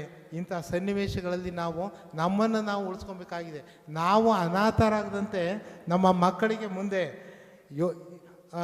ಅವರು ಯಾವುದೇ ಎಲ್ಲವನ್ನೂ ಕಳ್ಕೊಂಡು ಒಂದು ರೀತಿಯ ದುಃಖಿತ ವ್ಯವಸ್ಥೆಯಲ್ಲಿ ಬದುಕುವಂತೆ ನಾವೇ ಏನೋ ಮಾಡ್ತಿದ್ದೀವೇನೋ ಅಂತ ನಮಗೆ ಅನ್ನಿಸ್ತಾ ಇದೆ. ಎಚ್ಚರ ಮಾಡ್ಕೊಬೇಕು. ಇದಕ್ಕೆ ಕಾರಣ ನಾನು ಇಷ್ಟು ಪಾಯಿಂಟ್ ಮಾಡ್ಕೊಂಡಿದ್ದೀನಿ ನೋಡಿ. ಕನ್ನಡಿಗರ ಅಭಿಮಾನ ಶೂನ್ಯತೆ. ನಮ್ಮ ಬಗ್ಗೆ ನಮಗಿಲ್ಲ. ಕನ್ನಡ ಮಾತಾಡಿದರೆ ಏನೋ ಕೀಳಿರ್ಮೆ, ಯಾರೋ ಬೇರೆ ಭಾಷೆಯಲ್ಲಿ ಕಣ್ಣರಳಿಸಿ ನೋಡ್ತೀವಿ, ಕಿವಿಯಳಿಸಿ ಕೇಳ್ಕೊಳ್ತೀವಿ. ಇದು ಬಿಡಬೇಕು. ಕೇಳಬಾರ್ದು ಅಂತಲ್ಲ, ನಮ್ಮ ಬಗ್ಗೆ ನಾವು ಯಾವ್ದು ಕಡೆ ನಾವು ಯಾವುದರಲ್ಲಿ ತುಂಬ ಕೀಳು, ನಮಗೆ ಅಭಿಮಾನಗಳು ಇರಬೇಕು. ಅತಿಯಾದ ಔದಾರ್ಯ, ಬಂದವ್ರನ್ನೆಲ್ಲ ಒಳಗೆ ಕರ್ಕೊಂಡು ಅವ್ರಿಗೆ ಏನು ಬೇಕಂತ ಕಿಟ್ಕೊಂಡು ಅವ್ರ ಫ್ರೆಂಡಾಗಿ ಏನು ಬೇಕಂತ ಮಾಡ್ತೀವಿ, ನಮ್ಮವ್ರ ಕಂಡ್ರೆ ದೂರ ಮಾಡ್ತೀವಿ ನಾವು. ಆಮೇಲೆ ಪೂರ್ವ ಪ್ರಾಂತೀಯ ಭಾಷೆಗಳ ವ್ಯಾಮೋಹ. ಈಗ ತಾನೇ ಹೇಳಿದೆ ನಾನು, ಹಳೇದು ನಾವು ನೀವು ಬಳ್ಳಾರಿಗೆ ಹೋದರೆ ತೆಲುಗೆ, ಕನ್ನಡ ಇರುತ್ತೆ, ತೆಲುಗು. ಸೊ ಇದು ಬಿಡಬೇಕು. ಆಮೇಲೆ ಈ ಭಾಷಾ ಅಲ್ಪಸಂಖ್ಯಾತರನ್ನು ಓಲೈಸುವ ಪ್ರವೃತ್ತಿ. ಅವ್ರು ಬರ್ತಿದ್ದಾಗೇ ಅವ್ರಿಗೆ ಇಲ್ಲದೆ ಇರೋ ಕೆಂಪಾಸಿಗೆ ಹಾಸಿ ಇವರು ಏನು ನಮ್ಮ ದೇಶ ಸ್ವತಂತ್ರ ಕಳ್ಕೊಂಡಿದ್ದು ಇದಕ್ಕೇನೆ. ಬ್ರಿಟಿಷರು ಬರ್ತಿದ್ದಾಗೇ ಕೆಂಪಾಸಿ. ಯಾಕೆಂದರೆ ನಮ್ಮ ಜಗಳ. ಪೃಥ್ವಿರಾಜ್ ಚೌಹಾಣ್ ಕಂಡ್ರೆ ರಜಪೂತ್ರಿಗಾಗಲ್ಲ, ರಜಪೂತ್ರ ಕಂಡ್ರೆ ಸಿಖ್ರಿಗಾಗಲ್ಲ, ಸಿಖ್ರಿಗೆ ಕಂಡ್ರೆ ಇವು ಬೇರೆಯವ್ರಿಗಾಗಲ್ಲ. ಇಲ್ಲೇ ನೋಡಿ ಕರ್ಮ, ಈ ಅನೈಕ್ಯತೆ. ಇದರಿಂದ ಸ್ವಾತಂತ್ರ್ಯನೂ ಕಳ್ಕೊಂಡ್ವಿ. ಈಗ ಮತ್ತೊಮ್ಮೆ ನಾವು ಕನ್ನಡಿಗರಾಗಿ ನಮ್ಮ ಸ್ವಾತಂತ್ರ್ಯವನ್ನು ಕಳೆದುಕೊಳ್ಳುವ ಅಪಾಯದಲ್ಲಿ ಖಂಡಿತ ಇದ್ದೀವಿ. ನೀವು ಉದ್ಯೋಗದ ರೇಷಿಯೋ ಅಂತ ತೆಗೆದುಕೊಳ್ಳಿ, ಪ್ರತಿಯೊಂದು ಗಮನಿಸ್ತಾ ಹೋಗಿ.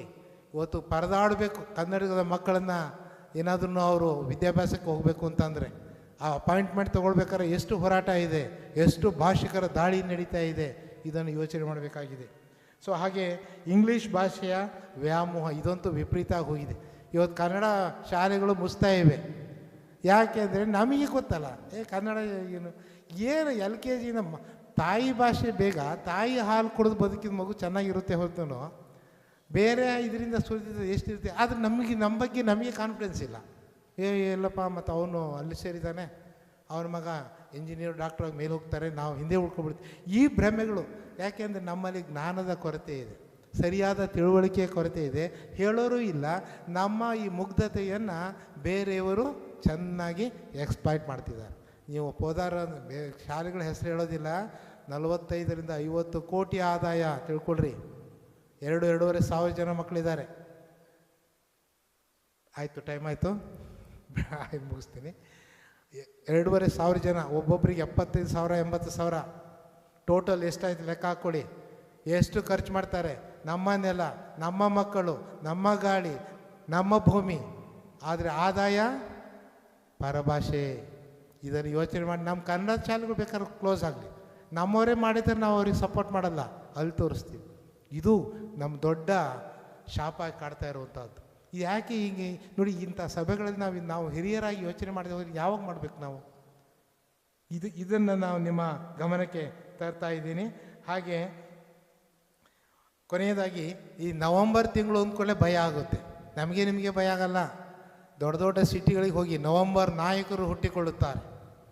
ಅವರು ಘೋಷಣೆಗಳನ್ನು ನೋಡಬೇಕು, ಹಫ್ತಾ ವಸೂಲಿ ನೋಡಬೇಕು, ದೊಡ್ಡ DJ ಇವುಗಳನ್ನು ಹಾಕ್ಕೊಂಡು ಕುಣಿಯೋದನ್ನು ನೋಡಬೇಕು. ಅವ್ರು ಹೆದರ್ಕೊಂಡೇ ನಾವು ಸುಮ್ಮನೆ ಕೊಟ್ಬಿಡ್ತೀವಿ. ಅವ್ರನ್ನೆಲ್ಲ ಯಾಕೆ ಮಾಡ್ತಿದ್ದೀರಪ್ಪ ಅಂತ ಕೇಳ್ರಿ. ಏನು ರೀ ಕನ್ನಡದ ಬಗ್ಗೆ ಕೇಳ್ತೀರ ನೀವು ಕನ್ನಡಿಗರೇ ಅಲ್ಲ ಅಂತಾರೆ.